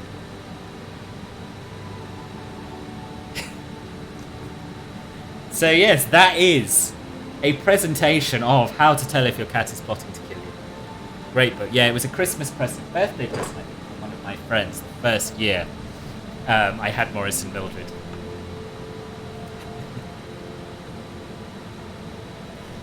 Your cat would kill you if it could. You see, people say that. There's absolutely no way. I can't speak for all cats, but I can speak for Morris and Mildred.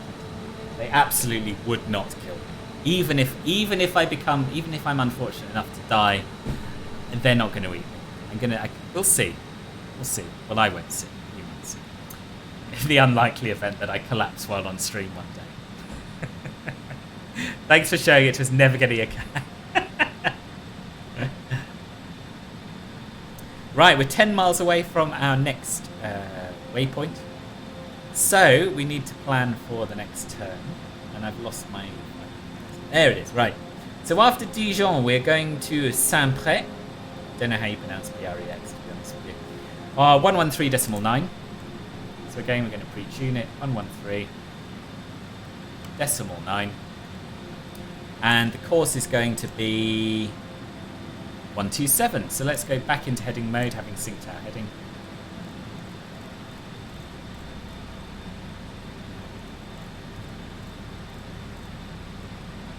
There we go, heading. And preset the course. 127.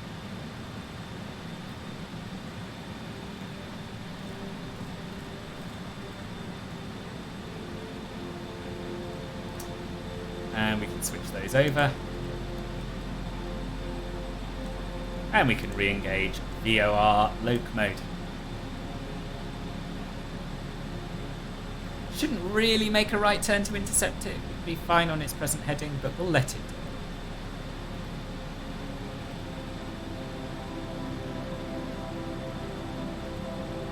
Then who claims the litter box? What, after I'm dead, you mean? Oh, who cleans the litter?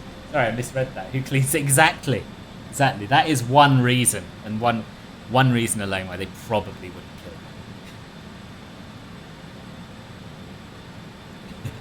I do hope my cross the pond call sign doesn't get nicked. Don't you have to pre-register your cross the pond call sign, and therefore it can't be nicked? Maybe not. That was what I thought happened last time.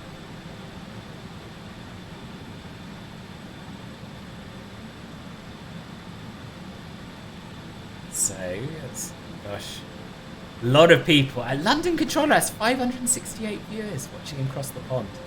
Alpha Originals has 104. Yeah. A lot of popularity for these cross the pond streams. My cat is now pleased with new litter. I get to live another day. My favourite pets are rats. Love rats very much. Do you know, one of my colleagues used to keep rats, and she used to show them. I didn't even know this was a thing. But you can apparently show rats, like you can cats and dogs. I think they're quite sweet. Rats, I wouldn't say they're my favourite. Give me a cat over a rodent any day. Still. You can still take the call sign if you're not missing. Oh, really? Okay. It's based on CID for registration. Oh, you can always use it. I had to make one up. She's now spelling my phone. Need to tread lightly. Yes.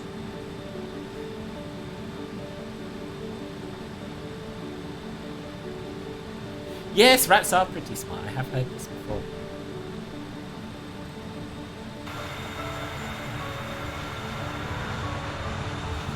One of the odd things about the liveries included with the pre-release beta build is that they have fixed registrations, and this one, as you might have spotted earlier, is G registered, which is a little odd for a French aircraft. But anyway, what do I know? Do you have rats? Vishkas.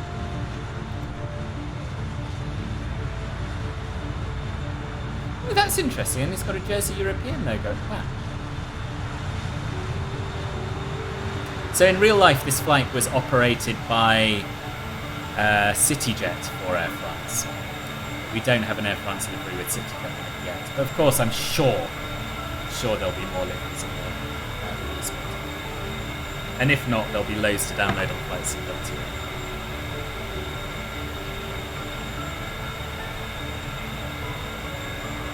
JE80 was operated by Jersey European. Hence the Jersey European logo on the back.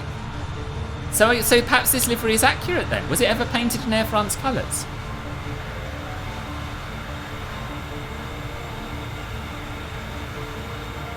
I don't know about snakes. Another colleague had a pet snake, corn snake, that he just found in his bath one day and he kept it. I don't mind them. I'm not. I said they leave me fairly cold emotionally. Apparently, it was operated by Jersey European and later Flight BAe. Okay, there we are. It's accurate. So I've just slandered this livery, and I would like to publicly apologise for that and retract everything I said about it having the wrong reg. I know nothing.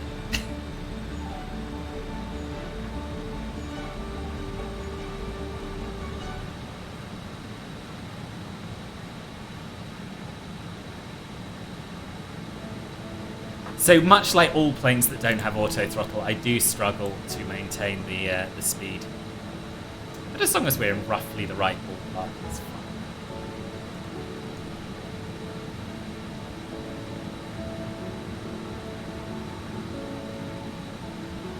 There's one mistake. It says AO above the flight deck window, but the reg ends in ET, so it should be AT.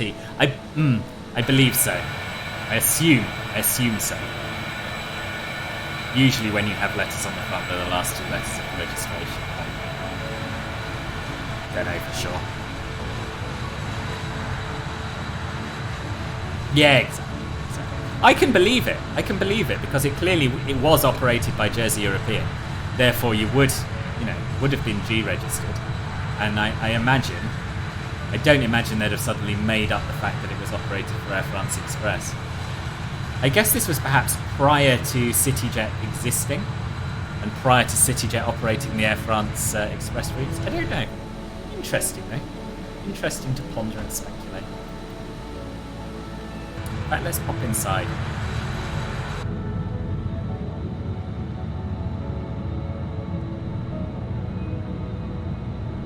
And of course, as always, when you go inside the aircraft with the drone, it's kind of like you're experiencing weightlessness. Which is pretty pog.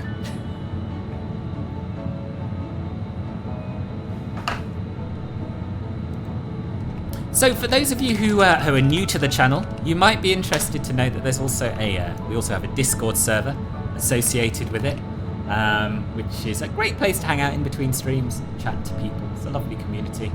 Lots of help and support in there if you need it. A few laughs along the way, so come over and join us there if you'd like to. And I also do quite a lot of work over on YouTube. I do more streams. I do scenery reviews. That's basically where I started out, with scenery reviews. And yeah, I'm doing sort of slightly more than half my streams on Twitch at the moment, slightly less than half on YouTube. So if you're enjoying what you're seeing, as well as clicking the follow button under this video, it would be awesome to see you subscribed over on YouTube as well. I know that you're currently looking in the passenger area, but can you look in the cargo bay? You know, I haven't done it. I know that was mostly a joke, but I am curious to see if it's modelled. I don't even know where it is. Oh, this looks like a cargo door. Yes! Look. There's not much room in it, though, is there?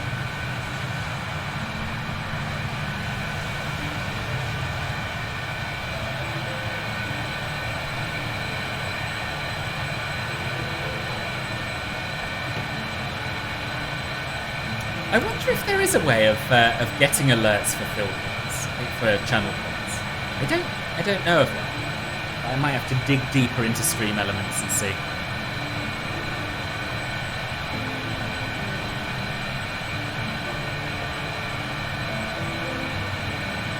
This plane is such a short stack. It is.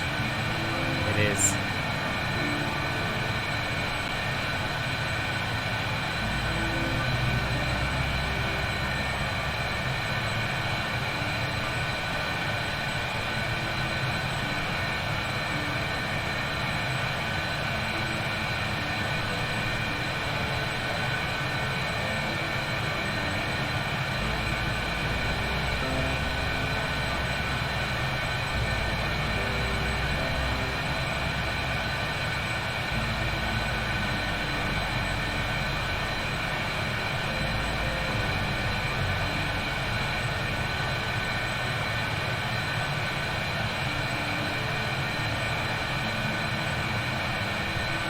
just got to catch up with some correspondence.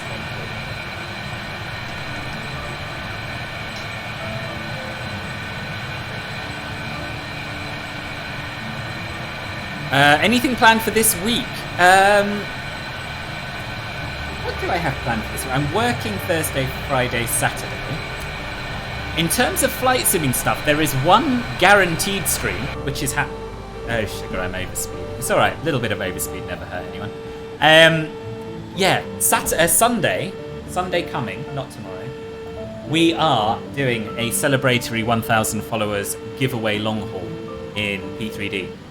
That'll obviously be over here on Twitch, so that's something to look forward to. And then the Sunday after, we're doing a celebratory 1,000 follower group flight, VFR group flight, in northern Spain. So those are the exciting things coming up channel-wise. I haven't planned any other streams for next week. There will be some. I'll need to consult with Club Filbert Gold and Emerald people about that later today or tomorrow.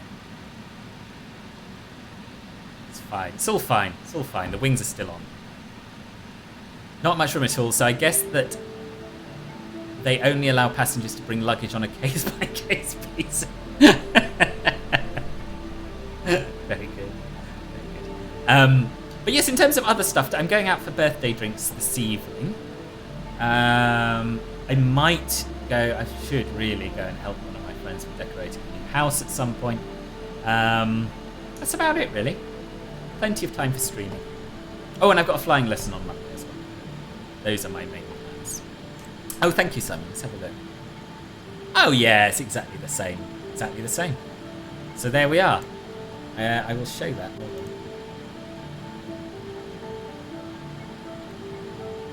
This is a different reg, but exactly the same sort of idea as the one we're flying.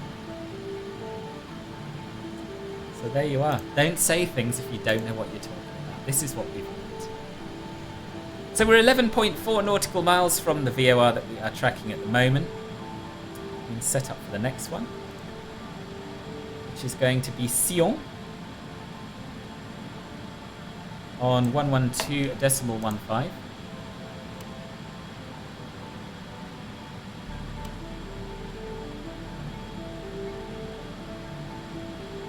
And the course is going to be 111. So let's go back into heading mode for now.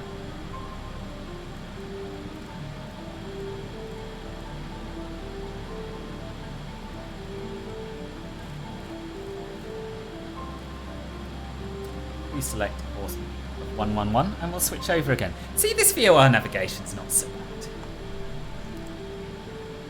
Yeah, both Vishkas, both. So on next Sunday, the 10th, I believe. Yeah, it's going to be Sunday the 10th. We are doing a long haul, and I'm still leaning towards Amsterdam to. Where did I say we were going to go? Qatar Airways flight. Anyway, I can't remember the name of the blooming airport. So yeah, that's next Sunday, and then the Sunday after is a VFR group flight. So it's something for everyone. Something for everyone.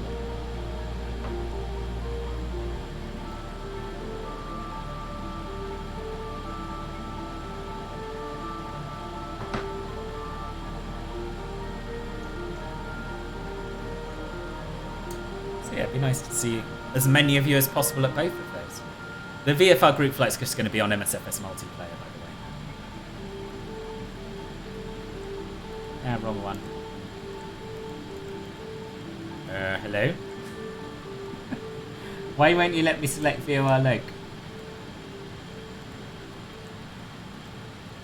Ooh, that's weird.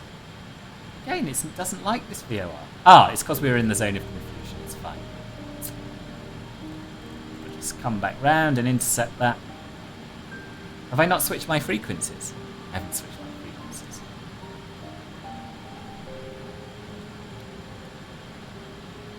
There we are, that's more like it.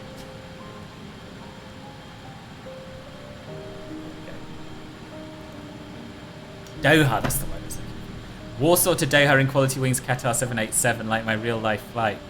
I don't want to fly the 78, boss. I want to fly the 777. It's just much more cold. Sorry.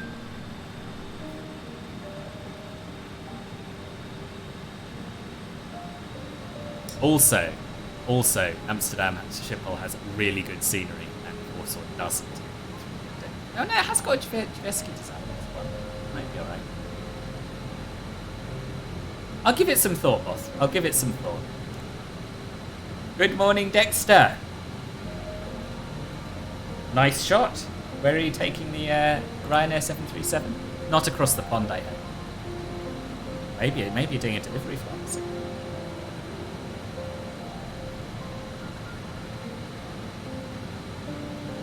Genoa to Manchester. Nice. There's a short leg this one, and for those of you who are wondering where we are currently overhead Lake Léman, near Lausanne, which looks very like Lake Geneva. So we're over the Alps at the moment, and we're not getting chucked about all over the place, which is interesting and quite nice.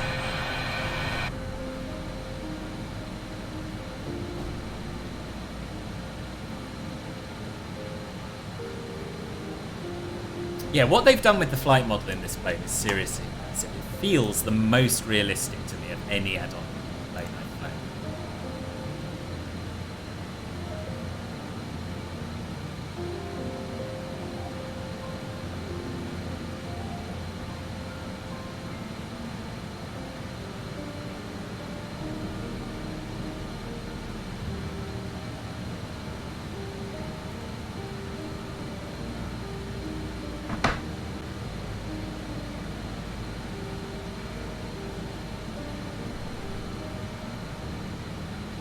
Right, I suppose we should have a little... Well, we're only halfway there, but I still think we should perhaps have a little think about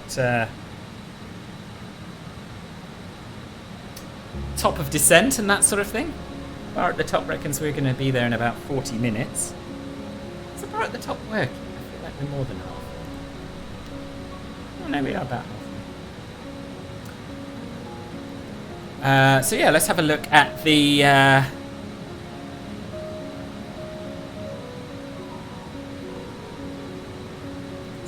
Meta.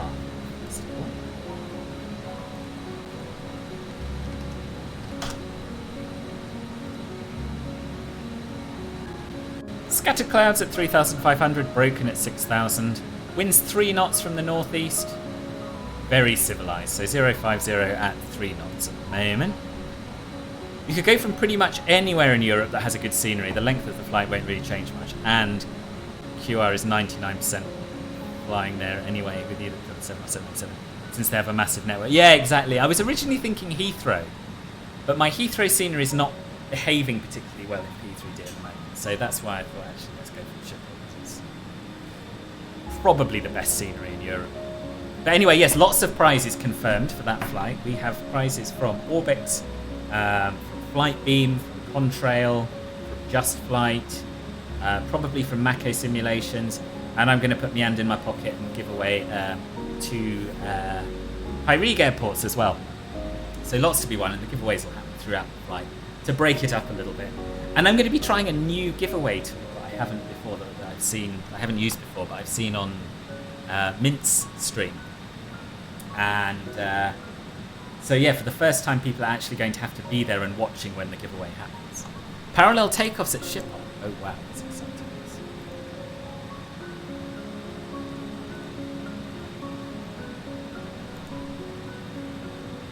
Oh wow, it's heaving. Absolutely heaving.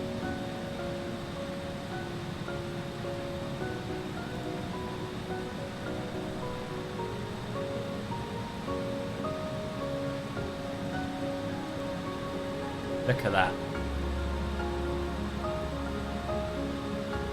Exciting. Very exciting. This is where we landed, of course, when we did our cross the pond. And that was very cool. Brilliant, brilliant quality controlling as well. So yes, good luck, boss. Ooh, mountains. Gap in the clouds and mountains.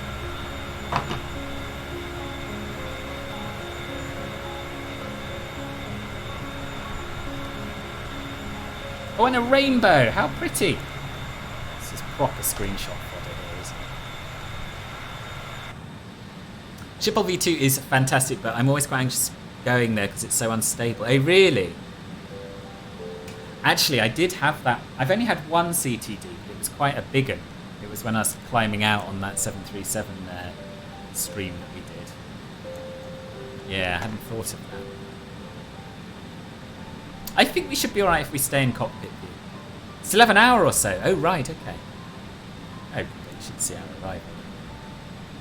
Right, so we're going to turn heading 116 now. I have not pre-tuned the next VOR because I got slack, a little bit complacent, a bit too involved in the chat.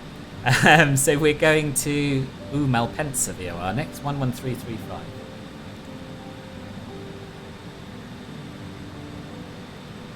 And yeah, we're on a course of whatever we're doing now, really.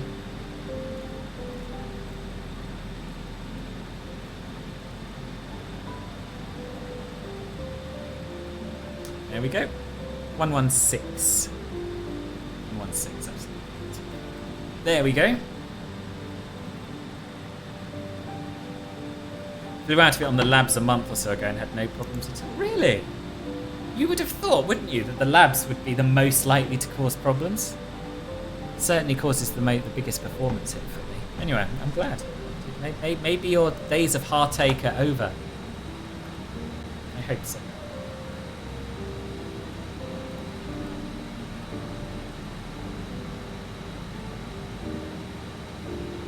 Oh, did that not switch over? What have I done? 11335. No, I didn't switch it over.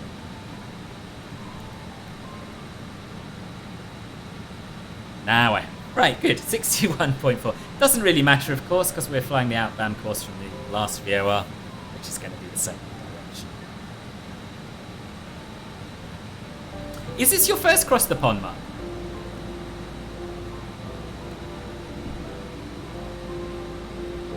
It is good I'm not on Versa, yeah. Zero regrets. Zero regrets.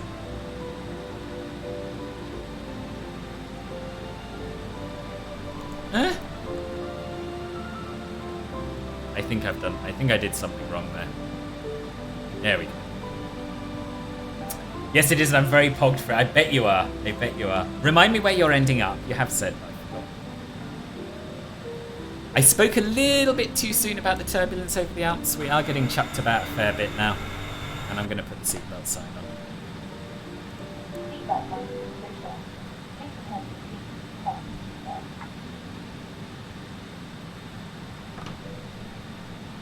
Atlanta. Gosh, that is a long haul. How long is that going to take you?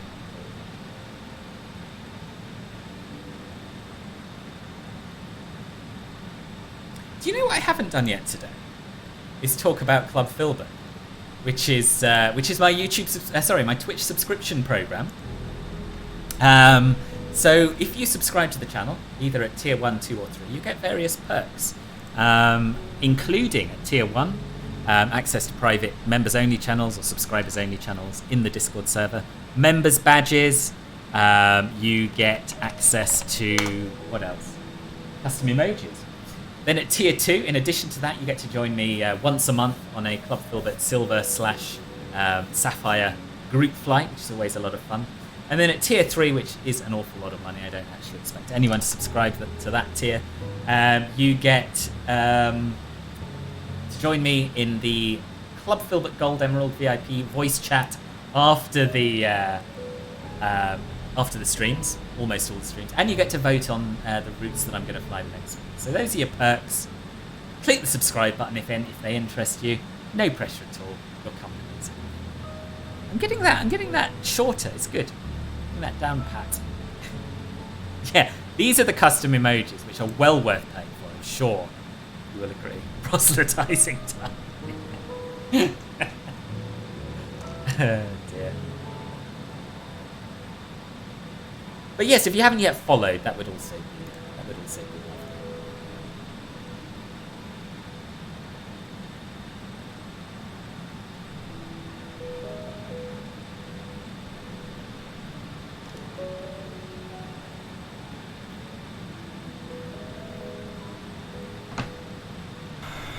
Do you know what we haven't done for a while? Good old-fashioned flyby.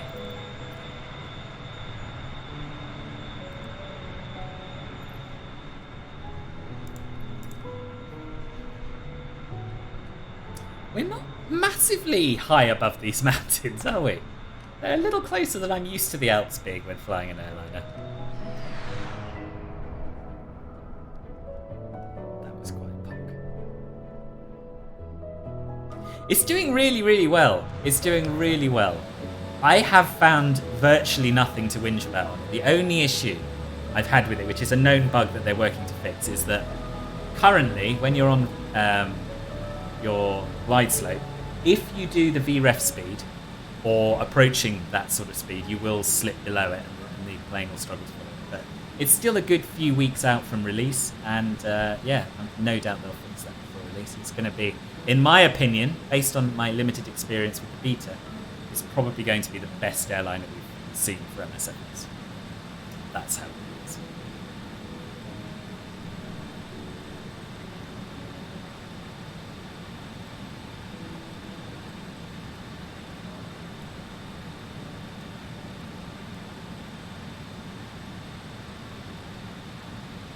Okay, so we're going to be flying from Malpensa VOR to Linate VOR on a course of 112. Only 25 miles, only a little leg. So let's try and do this right this time. 112.25 in the standby. And the course is going to be very similar to what we're on now, 112. Yeah, plenty of time to Ireland. Yes, I'm sitting, yeah. I can't argue with that.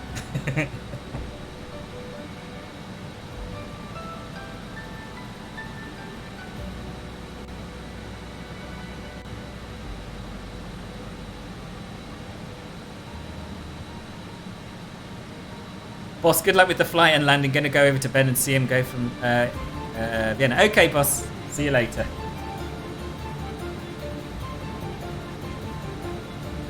Have a good flight yourself.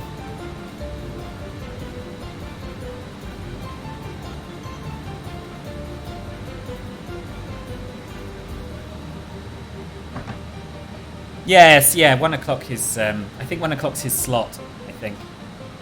I know, fancy it, I know. I mean, I didn't put a brave face on it, Alex. I put a brave face on it, but there was a certain ache when he said that.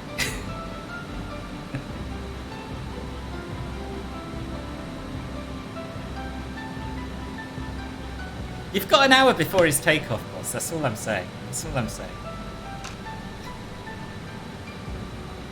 Although, actually, to be honest, if he's only just starting to set up now, it's a bit late for him, isn't it?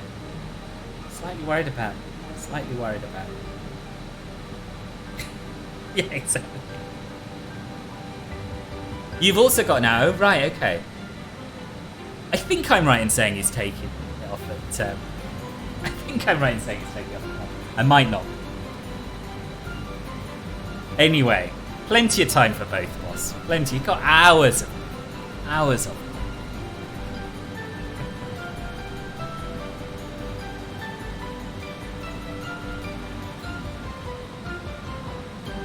Right.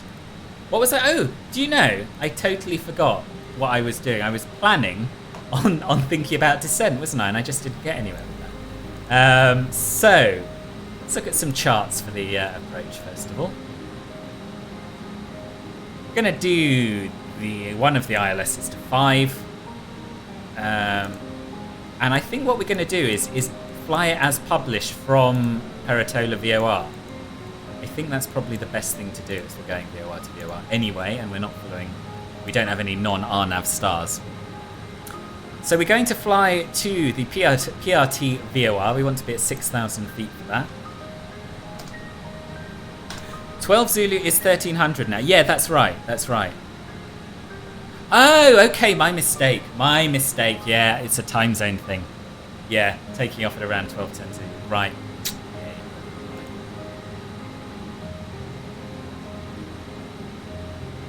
No, so that's right. So 12:10 Zulu would be 13:10 UK time. So in an hour and 5 minutes. Yeah. So that's more or less right. I did have my time zone sorted in my head, sort of. Right, 20. We're going to work out our top of descent, rough and ready. We're at 29,000 feet now. We want to be at 6,000 feet at the VOR. So we're going to, that's a difference of 23,000 feet. We're going to multiply the 23 by 3, which means we want to start descending 69 miles out. Probably 70 is safer. And then, yeah, we'll descend from 6,000 at the VOR down to 5,000, then down to 3,000 for the intercept. And it's all going to go swimmingly.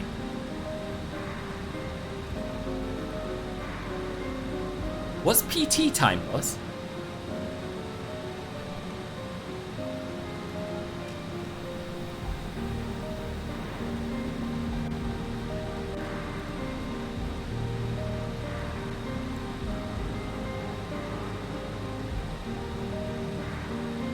Pacific time? No, I don't know. I certainly can't cope with another time zone if that's what you're throwing into the mix. Oh, same as UK. Oh, Portuguese time. Sorry. Yes. Yeah. Sorry. UK and Portugal time. That's what I meant to say. I always forget that. I always forget they're on the same time zones. Even though I've been and didn't change my clocks.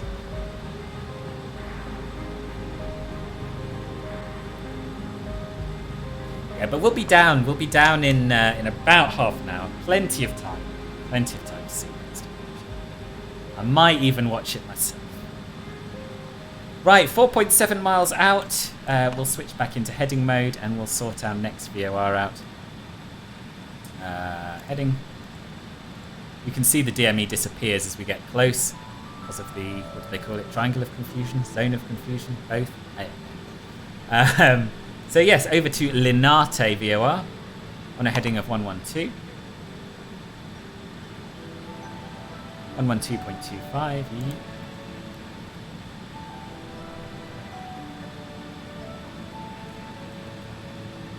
And back to VOR log. See, I'm getting better at this. I'm getting better at it. Spain should really be on that time as well, yeah. Did Franco change the time? I didn't know that.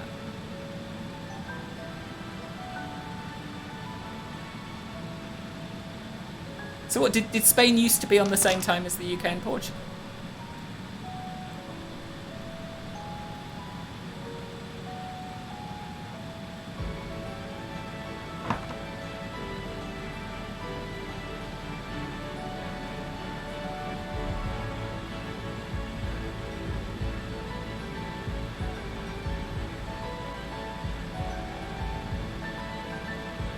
So yeah, this is, as I was saying earlier, a really short leg. And the next one's a really long leg. Now this could cause us some problems because the range of VORs is variable. We've got 102 nautical miles to go to our next VOR after this one, after the Linate one. So we'll see. If need be, we can fly the outbound course from this one. But we'll get it pre-tuned, 117.1.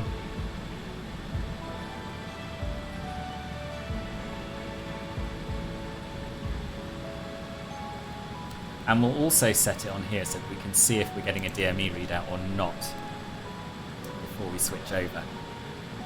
Nothing so far. It did. Franco changed it out of sympathy with Nazi Germany. Oh my goodness. Didn't know that. That's ridiculous. Makes it easy for me to be in the same time zone since I work for an English company. Oh, do you? I didn't know that. What do you do, Stuart?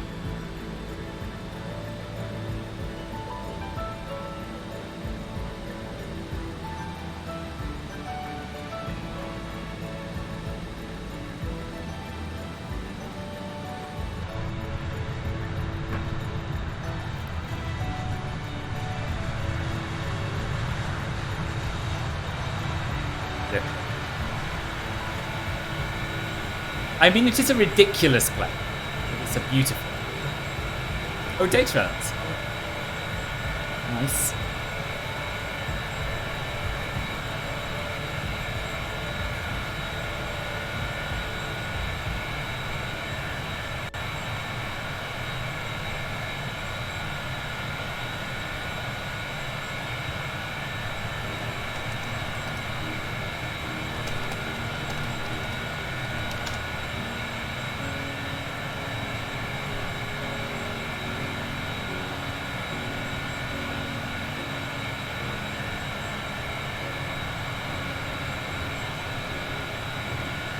Boring, I know. Well, whose job isn't boring though? Everyone has boring. Very few people have jobs that aren't boring.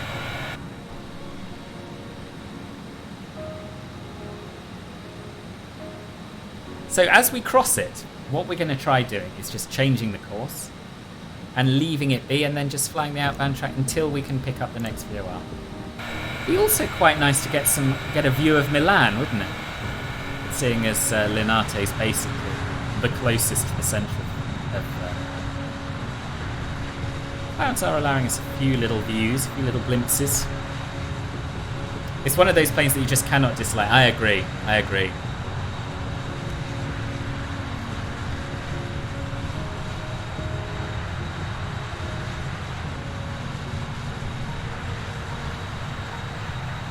Just the fact that it's small and has 4 engines. Yeah, that is the main thing that's odd about it. But also just how small it is. You know, how many windows are there? Even compared with a CRJ, it's really fat, but really tiny. But I guess that's because you've got 6 abreast rather than 4 abreast.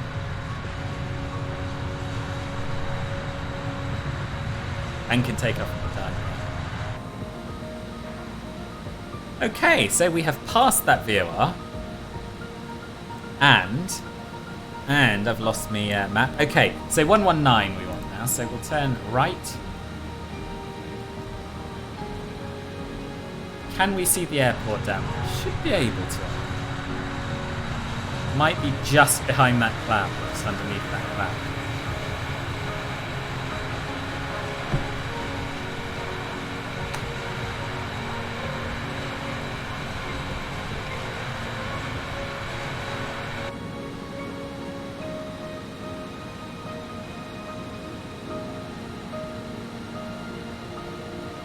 And what we're waiting for now is for the DME2 to show up when we're within range of Bologna.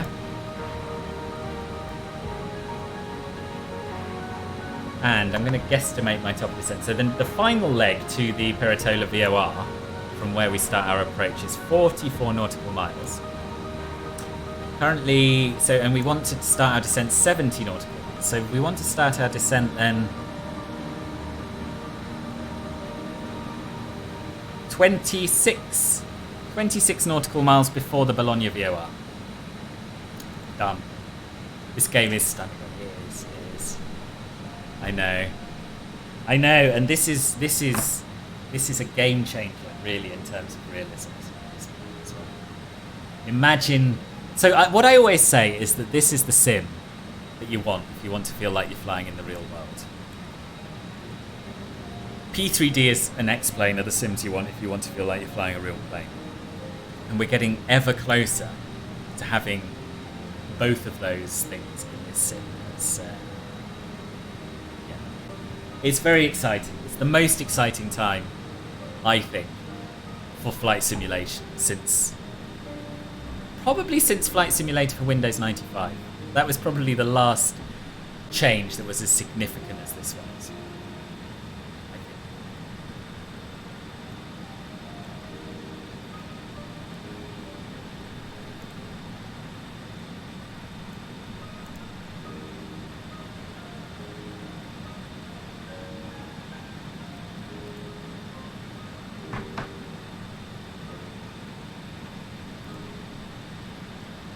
Apparently, the RJ100 will be used for trials of a hybrid engine.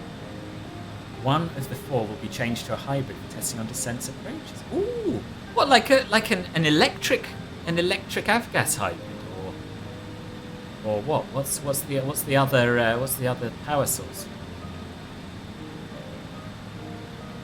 Check for Microsoft clean.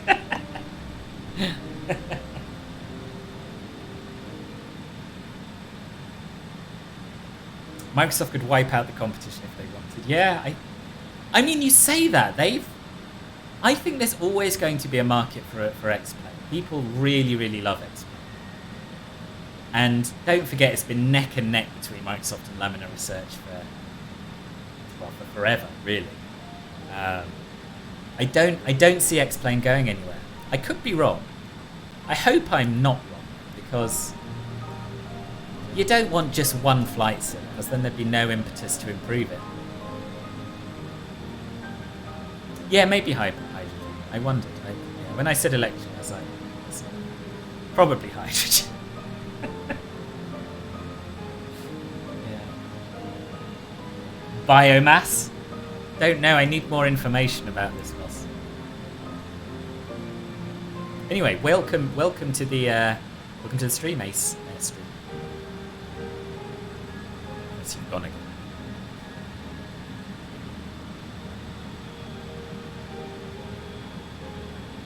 Yeah, they do have the money. It's true. Depends, I think, if they really start focusing more on high fidelity simulations and making the tweaks that are needed, so that more and more developers can do that. Because it's all very well for the likes of, Just Flight and PMDG to invest a lot of time and resources into making their planes. They've got a lot of experience, a lot of time and resources behind them. But I think X-Plane is perhaps more newcomer friendly. I'm sort of speculating here, but just in terms of companies like Builds, who traditionally just done a bit of scenery and some freeware stuff for P3D to just turn up and create something as amazing as their A300 and A310. I think it's no coincidence that X-Plane's the platform they chose to do that on, rather than MSFS, right? Although they are bringing it across it. Yeah, hybrid electric aviation fuel. Oh, really? Oh, thank you. Yeah.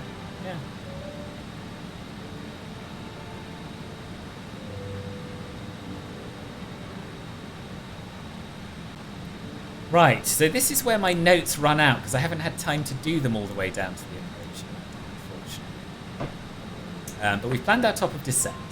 And what we want to do before we get to our top of descent is reduce our speed to 250 knots. And then you're going to get to see the air brakes, probably. And we'll go back into VS mode. Or in fact, maybe we won't. Maybe we'll try a descent in IAS mode. I fancy doing that. Because we know we want to be at 250 knots. And we can adjust our power to maintain descent rate. Yeah, let's do that.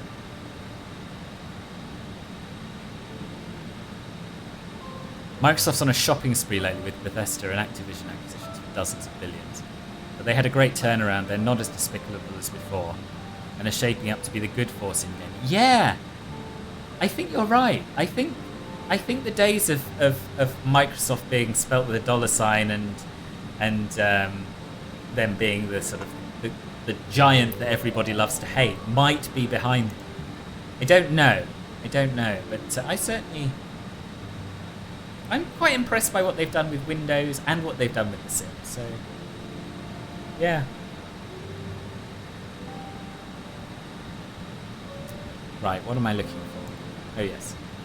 So we are really getting quite close now to the Bologna VOR, and I'm a bit confused as to why we're not picking it up. It's definitely got the right frequency, 117.1. So if we're 50 miles away from Linate VOR, we should be...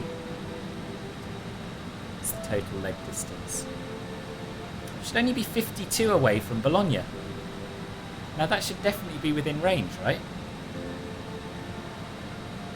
Stuff like Game Pass is good for gaming as well. Yeah, it is. It's brought a lot of people into the sim, isn't it?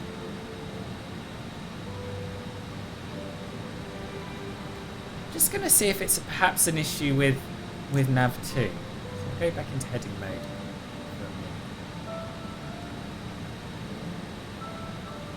We'll switch the frequencies and see if we pick it up on nav1. No.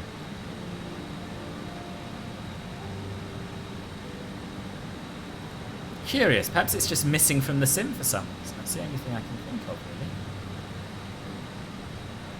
But since doing that, we're no longer within range of the Linate VOR, so we're a little bit pooped in terms of VOR navigation. But it's not the end of the world. It's not the end of the world, because we've only got one leg left. So we'll get 118.3 tuned in standby. It's our final VOR, it's the Peretola VOR.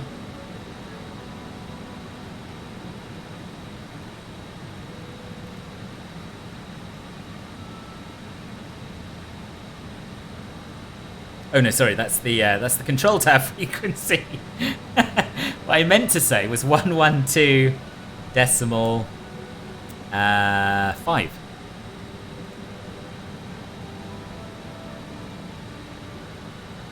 Oh, good. We've picked it up. We've picked up Bologna. Awesome. So we can try that video after all.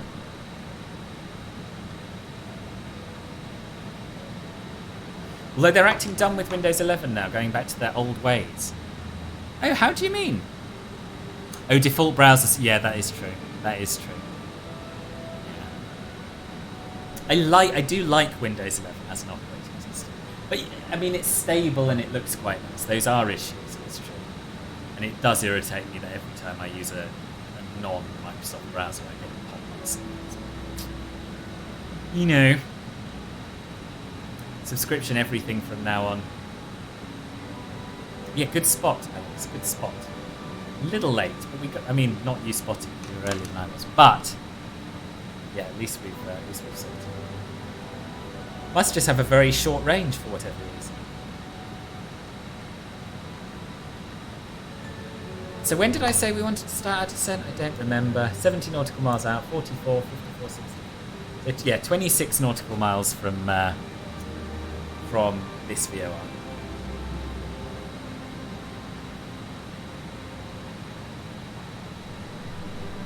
See, I don't know how I feel about this subscription business.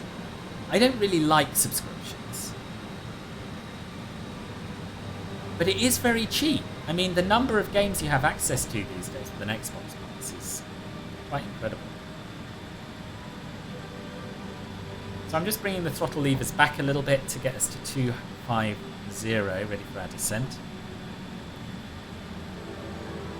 I don't think they do, Alex, because I've picked things up more than 100 miles out, like 120, 130 miles out.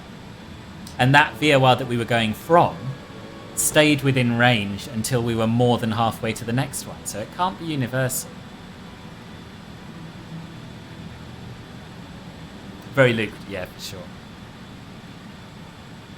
Xbox Game Pass is amazing. It's honestly the best gaming option at the moment. Yeah, I can believe it. I mean, I don't play enough games that aren't flight simulators to bother with it. Yeah.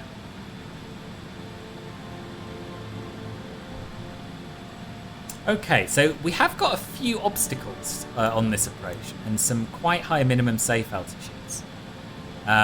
So we don't want to go below 7,800 initially during the descent. So let's preset that.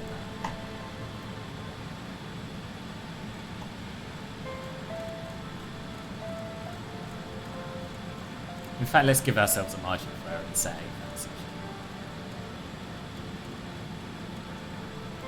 We'll arm that altitude. And 26 miles out, we'll start our descent, I think. So what we're going to do is, we're no longer in altitude select. We need to disarm that. We're going to point the nose down, and we're going to select a 2,000 feet per minute descent rate. Something's awry. If I don't have a vertical mode, I should be able to do this, shouldn't I? Maybe not. Anyway. 2,000.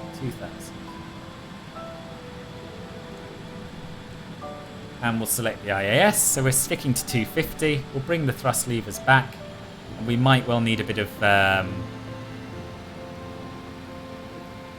brake, as I said earlier.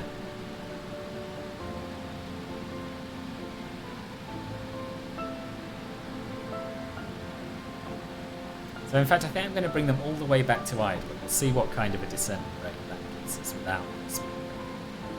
About 2,000. Yeah, so let's add a bit of air braking because it's fun. And the air brakes on this plane are there. Look at that.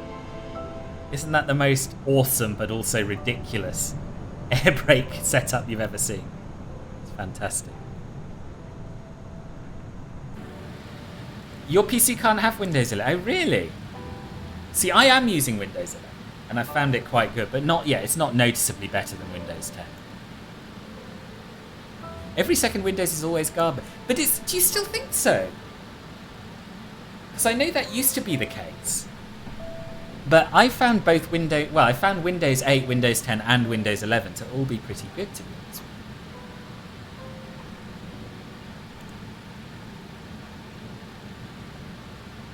you. Okay, so when we get to Bologna, we're going to fly heading 182 direct to Peretola. It's all getting very exciting. And I might go to the toilet. Yeah, I'm going to nip to the loo before it gets too exciting. Yeah, I've just about got time. Back in a tick.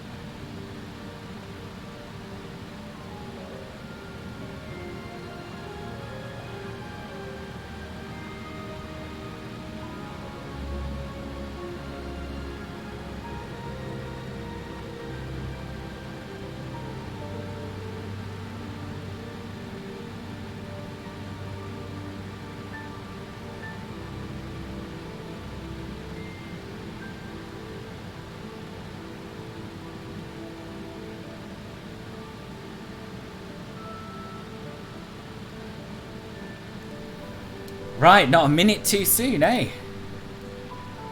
Let's go back into heading mode.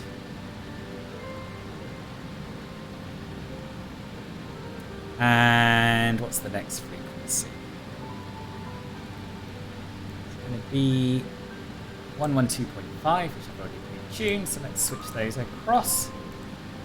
And we want a course of 182.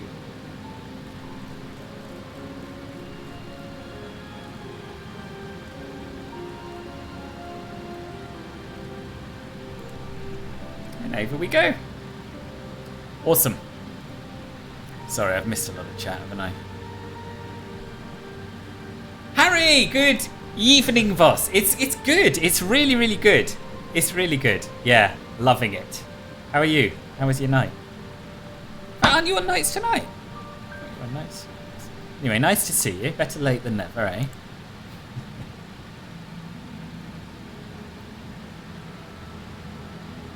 You're going to have a watermark if you don't upgrade to Windows 11. That's bonkers.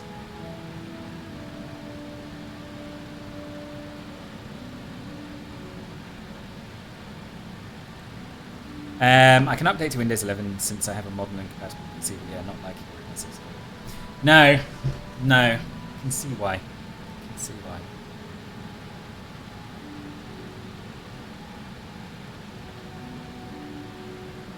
So what I'm going to do now is I'm going to reduce our rate of descent because we are coming down rather earlier than we need to. So I'm going to go from IAS mode into VS mode. And then I'm going to use the sync button to take control, bring the nose up a little, and set a vertical speed of around about 1,000. Let's see how we get on with that. Martin, welcome back! And that'll also allow our speed to bleed off at idle and bring us down to a slightly slower speed so that we can not rush the approach.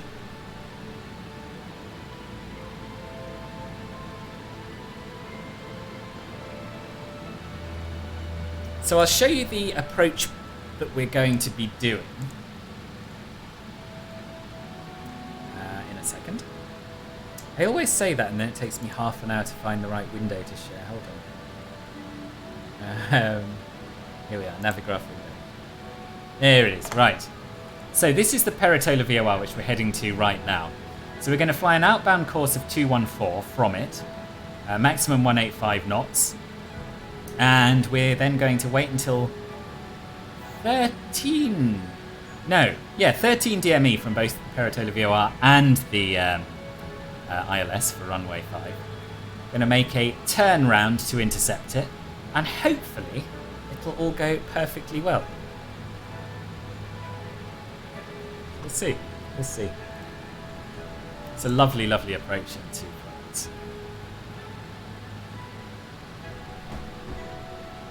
Yes, boss. Yeah, VOR only. Yes.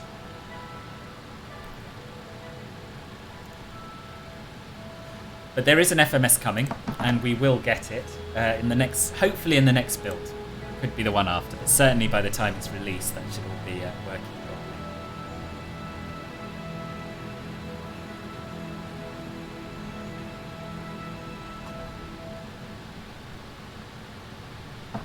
But yeah, it's an awesome plane. I cannot recommend it highly enough. So yeah, you missed a lot of the exterior stuff. I'm going to show you the interior, Harry, as well. And we had a whole discussion about the Golf registration on an Air France plane, and apparently this is a thing because they were operated by Jersey European, whose logo you can see here, and painted in Air France colours, and then later obviously by Flight BAe, British European, and then Flight BAe. So yeah, lovely cabin, lovely exterior, good sounds, handles nicely. There's nothing not to like about it.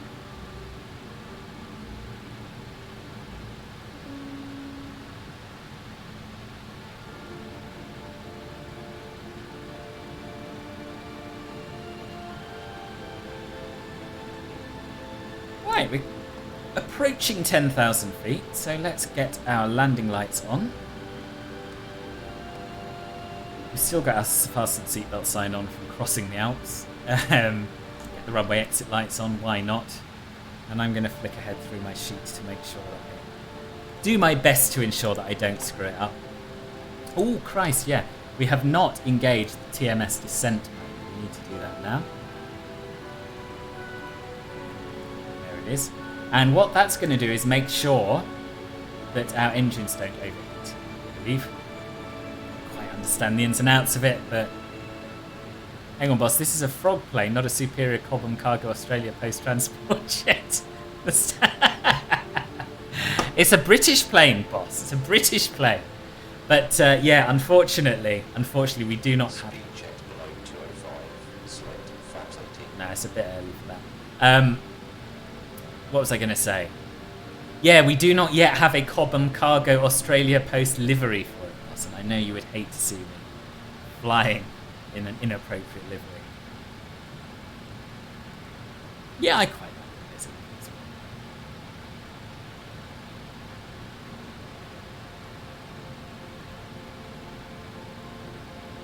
Boss, it's performing beautifully on Windows 11. Some people have said it performs better on Windows 11 than Windows 10. I don't know because I didn't really do a comparison, but it's performing very nicely.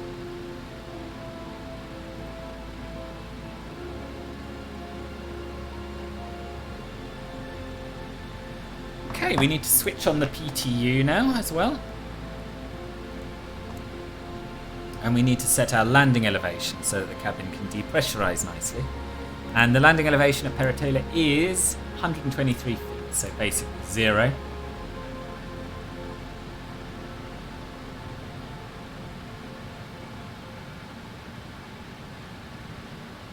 Somewhere around there, doesn't have to be bang on. And we're going to check our VREF from the speed card, which you will notice has changed to our current weight, having burnt some fuel. We're going to be doing a flaps 33 landing. VREF's going to be 113, and we're going to go a little bit faster than that because of the current bug.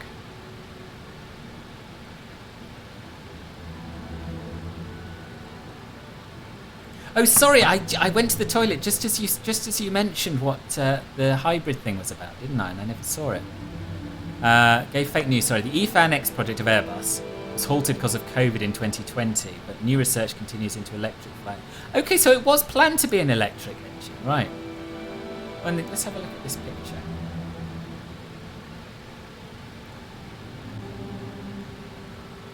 Oh, nice. That's really interesting. I mean, it wasn't fully fake news. It just hasn't happened yet, but it sounds like it still might. It's very exciting. Yeah, this is the test bed for it.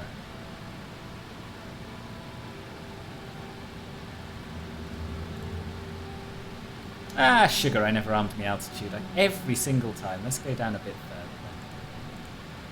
Arm 7,400. There we go. So 12 nautical miles now. So in actual fact, we probably want to continue our descent to 6,000. Yeah, let's do that. It's probably fine. The minimum safe for this sector is higher than that. But you know, it's probably fine. So, we'll go down in VS mode again.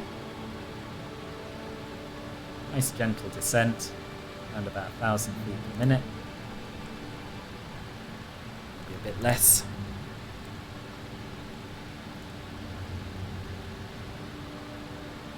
And now I have to switch from my very carefully designed set of flows over to the manual, unfortunately. So yeah, we should be doing about 220. A little slow, but that's fine. And we're going to start the APU to give us air.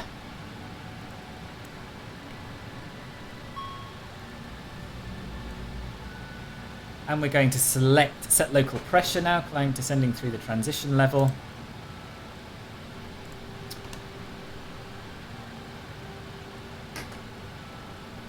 Gosh, low pressure here. And then when we hit the VOR, we're going to fly an outbound course from it of 214 to 13 DME.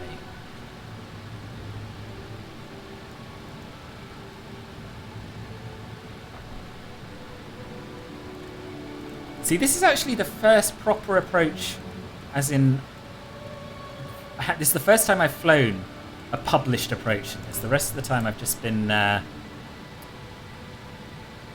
vectoring myself round. Oh, and once again he didn't arm the blooming thing. How many times can you make the same mistake before you learn, honestly? Doesn't have to be bang on his head as the door explodes. Even during a massive decompression event. The exterior sounds pretty pog and accurate. Yes, they are.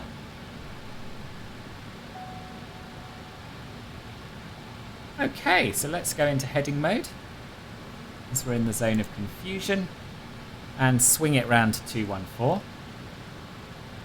I'd already done that, hadn't I? Heading mode, please. Then we'll set the outbound course here.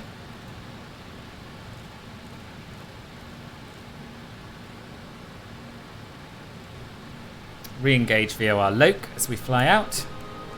And as I said, 13 DME. So I'm going to get our speed down, and I'm going to get some flaps out as well.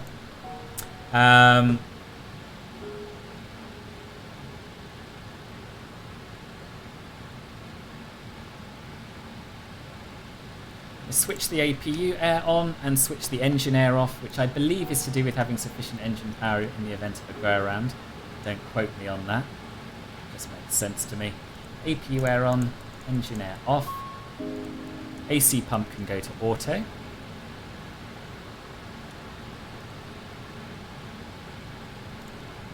And I'm doing this a little bit earlier than the manual suggests.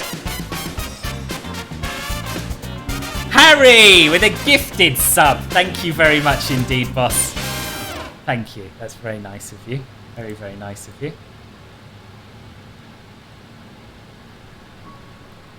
Hello. We don't seem to be tracking this course.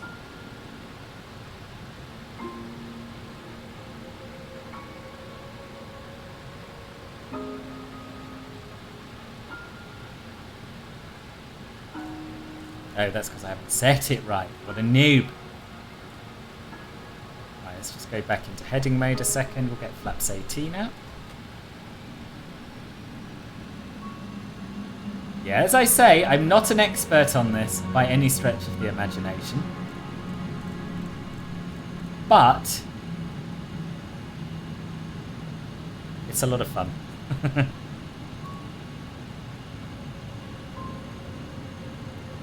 Who got the sub? Was it you, Stewie?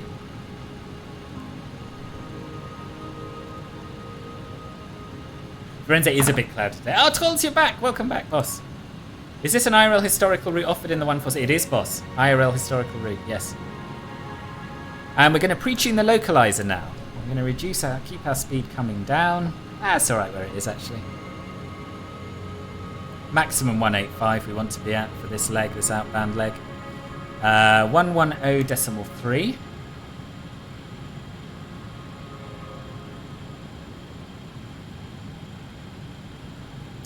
There we are. Okay, everything's going to be absolutely fine now. We can continue our descent down to 3,000 feet.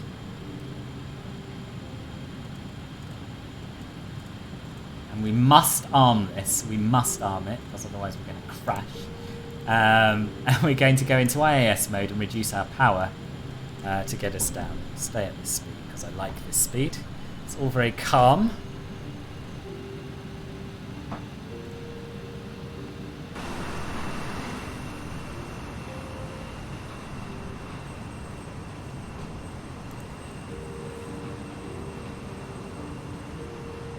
Right, you're always in the zone of confusion. Oh, someone else. Okay. Oh, Globespan got the sub. Nice. Richly deserved. So at 13 DME, we're going to switch over to, well, we're going to start a turn. In fact, no, what we're going to do, so that it's less of a panic, is we're going to go back into heading mode for the time being.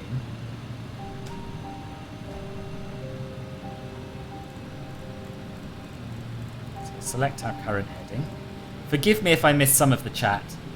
It's intense at this stage of the flight, as I'm sure you can imagine. We're going to switch this over now, and we're going to set the ILS course, which is 046.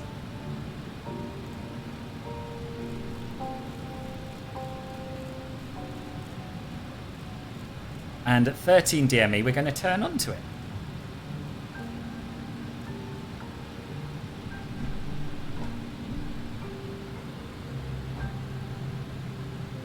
Yeah, it's proper gloomy in Florence, isn't it? All times you switch to external view, you get a... I know. It is such a beautifully made model. Absolutely stunning.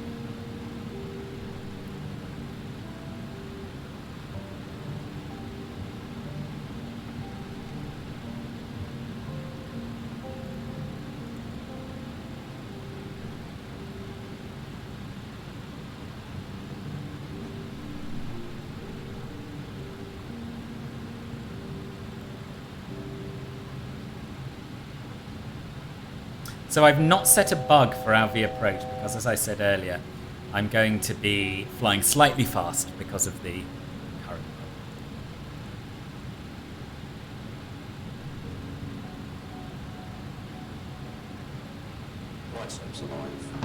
Right slope is alive. Excellent. It's exciting, isn't it?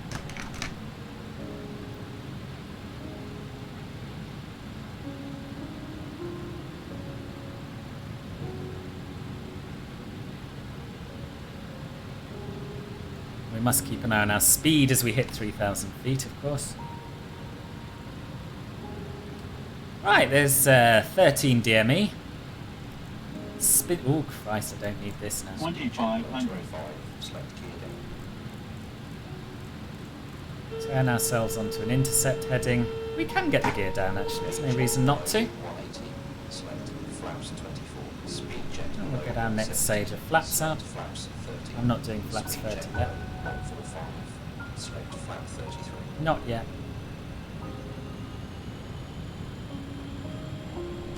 Yeah, we really need a lot of thrust with that gear down and those flaps out. Because of course, like any plane like this, it will kill you if you get too low.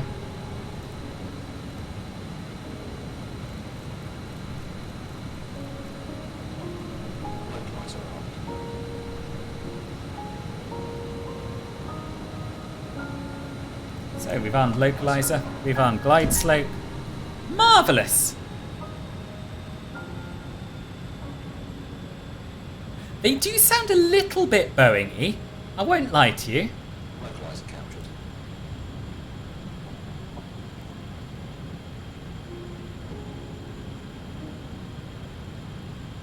Okay, so we're 13 miles out. Perfect. Just intercepting the localizer. Glide slope to go. And as I said, our V approach for flaps 33 should be 113. We get a few more flaps out. Florence is such a good air. I know. You're holding out for ejects. You're not going to get this for it, boss.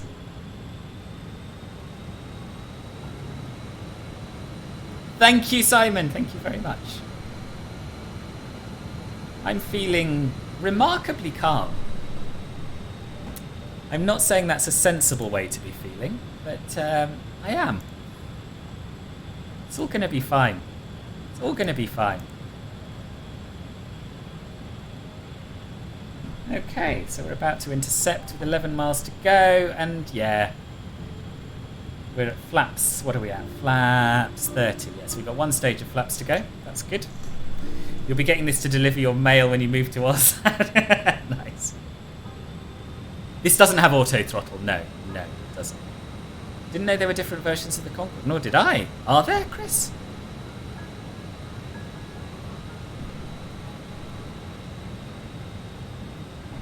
So we've got our landing lights on, we've got our runway turn-off lights on. Everything seems to be absolutely fine.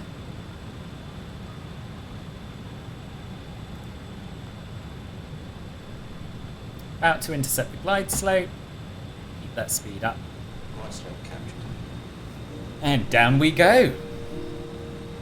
Have to get a landing rate of minus 146. That's very specific, boss. Very specific. I'll see what I can do for you. Right, let's kill the music. This is not the appropriate music at the moment. Okay. Haven't set minimums either. I forgot to set a minimums, but never mind, it's too late. We're going to be visual. It's all going to be fine.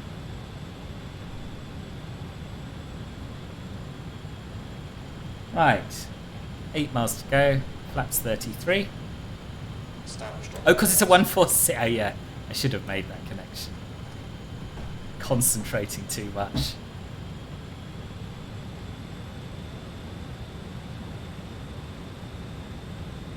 You've just bet 3,000. Oh, Zanis, that's... What did you bet for? I haven't even had a chance to look at what the prediction is. Butter or oof? 195 above or below. Most people are saying below. Okay, interesting. You see, we're a little above the glide slope, so I'm going to reduce the power because it's a fine line at the moment in the state the plane's in between falling below if you get too slow and getting above if you're too fast. So you have to manage your speed pretty carefully, which I'm not great at. You're thinking oof, are you now? We'll see. We'll see.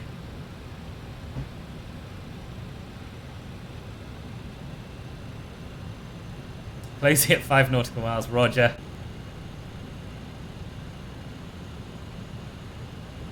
I think that the landing rate will be very much determined by my speed at touchdown, and that will be determined by when I go to idle thrust. I haven't quite got my head around that. Sometimes it goes well, sometimes less well. But one thing I will say is, we're going to be down on the ground soon, and you're all going to survive, and that's the main thing. Landing gear is designed for smooth landings, and pilots do say they like landings, but have seen videos of it being slammed down. You and me both, boss. You and me both. Who was that? Mikey! Mikey JS75, thank you for the follow. Welcome to the channel. What a time to arrive as well. Short final to Florence.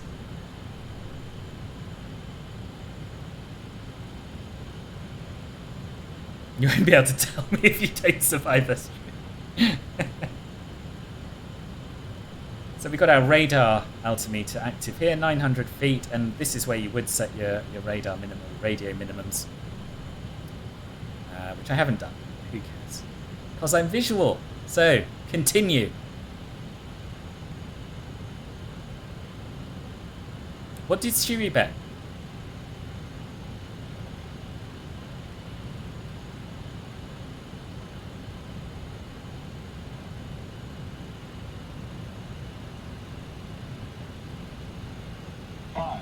So I do need to lose a fair amount of speed now, because I've been focusing too much on not getting slow and it dropping below the glide slope. 500 feet, autopilot off.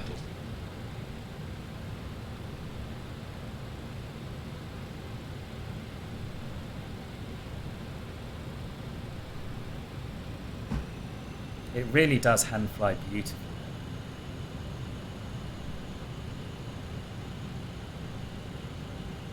Slightly low, but I'm okay with that. We'll touch down a little early, if need be.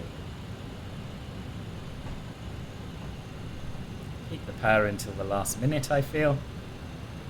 Flight slow. 50, 40, 30, 20. And it's going to be hard to stop. 10. So, brakes out, spoilers out, and no reverse thrust, so we're just going to have to stamp on the toe brakes. And 60 knots. Oh, was it stuttery? Oh no! That sucks. Not bad, was it? Not bad at all. I'm sorry about the stutters, if you had some. It was alright in my sim. A little bit stuttery, but not too bad. Sky God never fails to deliver. Thank you, Mishkas. Welcome to Florence, everybody. We'll spin it around. We'll taxi to a gate. And we'll have a little debrief. You think OBS just can't keep up? Yeah. I think you're right. Need a new computer, don't I? But such a big expense. Maybe a Boeing supplied radio altimeter and associated system. Yeah, it could be. It could well be. For such a short runway, very good landing. Thank you, son. Yes, I definitely didn't want to float. I knew that much. I don't know what the landing rate was. Couldn't get a sense of it. But we'll see, won't we? Sky God is the best. Gosh, you lot, you're going to make me blush. GPU prices are falling every week a bit less. Really? Oh, that's good to know. I didn't know that. So what we'll do is I've retracted the flaps. I've retracted the air brakes / spoilers. He referred to it as spoilers, didn't he? I thought it was always called an air brake. Whatever. The big things out the back that slow you down. Maybe you need a NASA computer.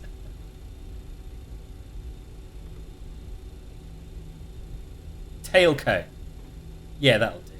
The bits, the flappy bits from the tailco. The butt wind stopper. Yeah, that's my favourite. Daniel, welcome. Thank you very much indeed for the follow, boss. Yeah, on the lever they're called air brakes. After, hang on, but then the bottom position is called lift spoiler. Okay, so maybe you not only get the air brake. Yes, yeah, there we are. That's resolved. So these are the air brakes out the back, and right at the fullest extent of the lever, you have the lift spoilers on the wings as well. There we are. We've learnt something together. Soon enough, I'll be able to finish my PC build. Just a few more weeks. Just need prices to drop a little bit more. Oh, right. Is it the GPU that you're waiting for? Is the rest all done? Still not acceptable compared to pre-2020, but it's getting better. Okay. Well, I will keep my eye on them. Maybe there is yet a bargain to be had. Oh, Riley. I think you must have typed that just as I showed you the tailway. But if you didn't see... Oh, dope. Yeah, you did. It is cool, isn't it? I feel like seagulls have tail cones and fly around with them open looking for my car just after I've washed it. Yeah. Okay, what we're going to do is just stop on this little exit here, because, again, not flying on VATSIM all the time in the world. And I'm going to have a quick look at what we're supposed to do after landing. Right, taxi lights on. Means the usual stuff, really. Landing lights off, which is all done in one fell swoop here. We can turn the runway exit lights off, and we can turn the strobes off.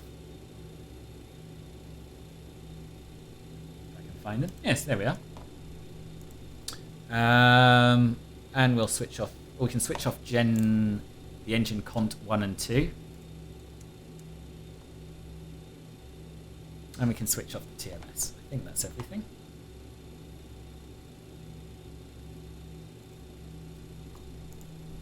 Transponder can go back to standby.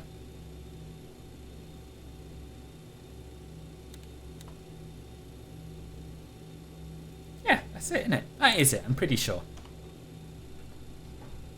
Right, let's find somewhere to park up.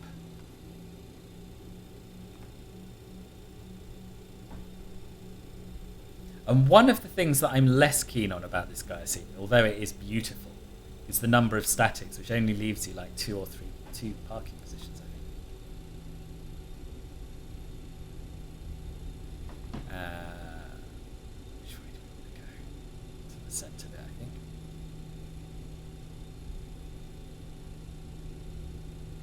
I think.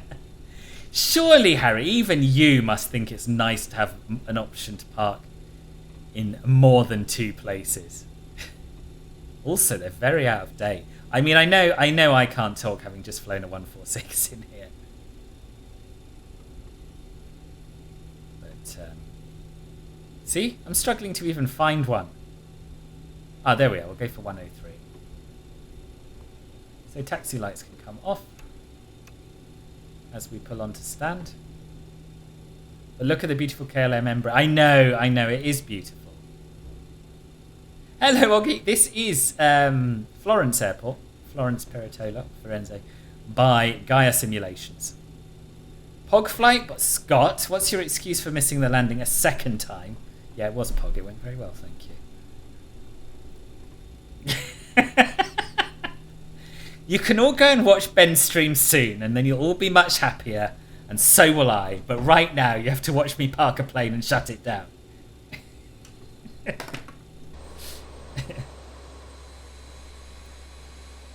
Right, here we go. Parking brakes set. And for the shutdown, we want to turn off the hydraulic pumps. I've no idea, Trolls. I've no idea. We'll go and watch him together in a minute. Right, hydraulic pumps. Off, off, off, off, off. That's all right. So it's the right position. Gen 1 and 4 switches to off reset. Okay, because we already have the APU gen on.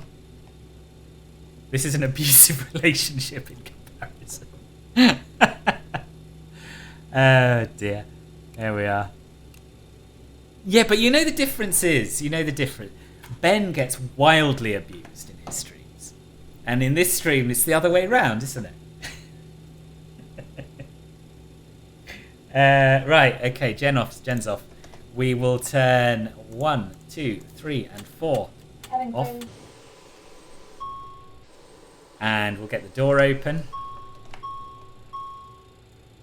Raid seems good, yeah, we'll do a raid.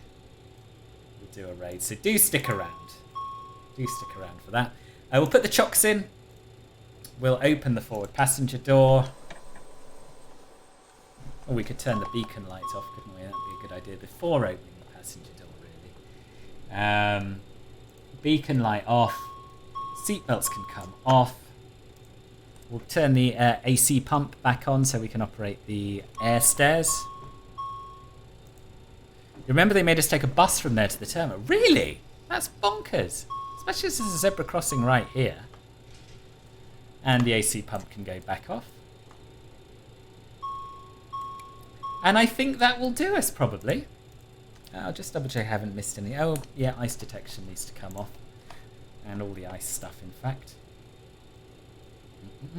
Ice protection. Off, off, off, off, off, off. Excellent. You're very welcome. You're very welcome. I'm glad you enjoyed it. Thank you all for coming. Thank you in particular to everyone who resubscribed and donated. There were quite a few of you. And of course, Harry for the gift sub. Thank you very much, boss. Tom with the resub. Vishkas with the resub. We had a level 2 hype train. Alex with 300 bits. Oski boy with a resub. Alex with a resub. Nikki with a resub. Martin with a resub. Thank you all very, very much indeed. That is very, very nice of you. I'm glad you enjoyed the stream. It went better than I thought it was going to be honest with you.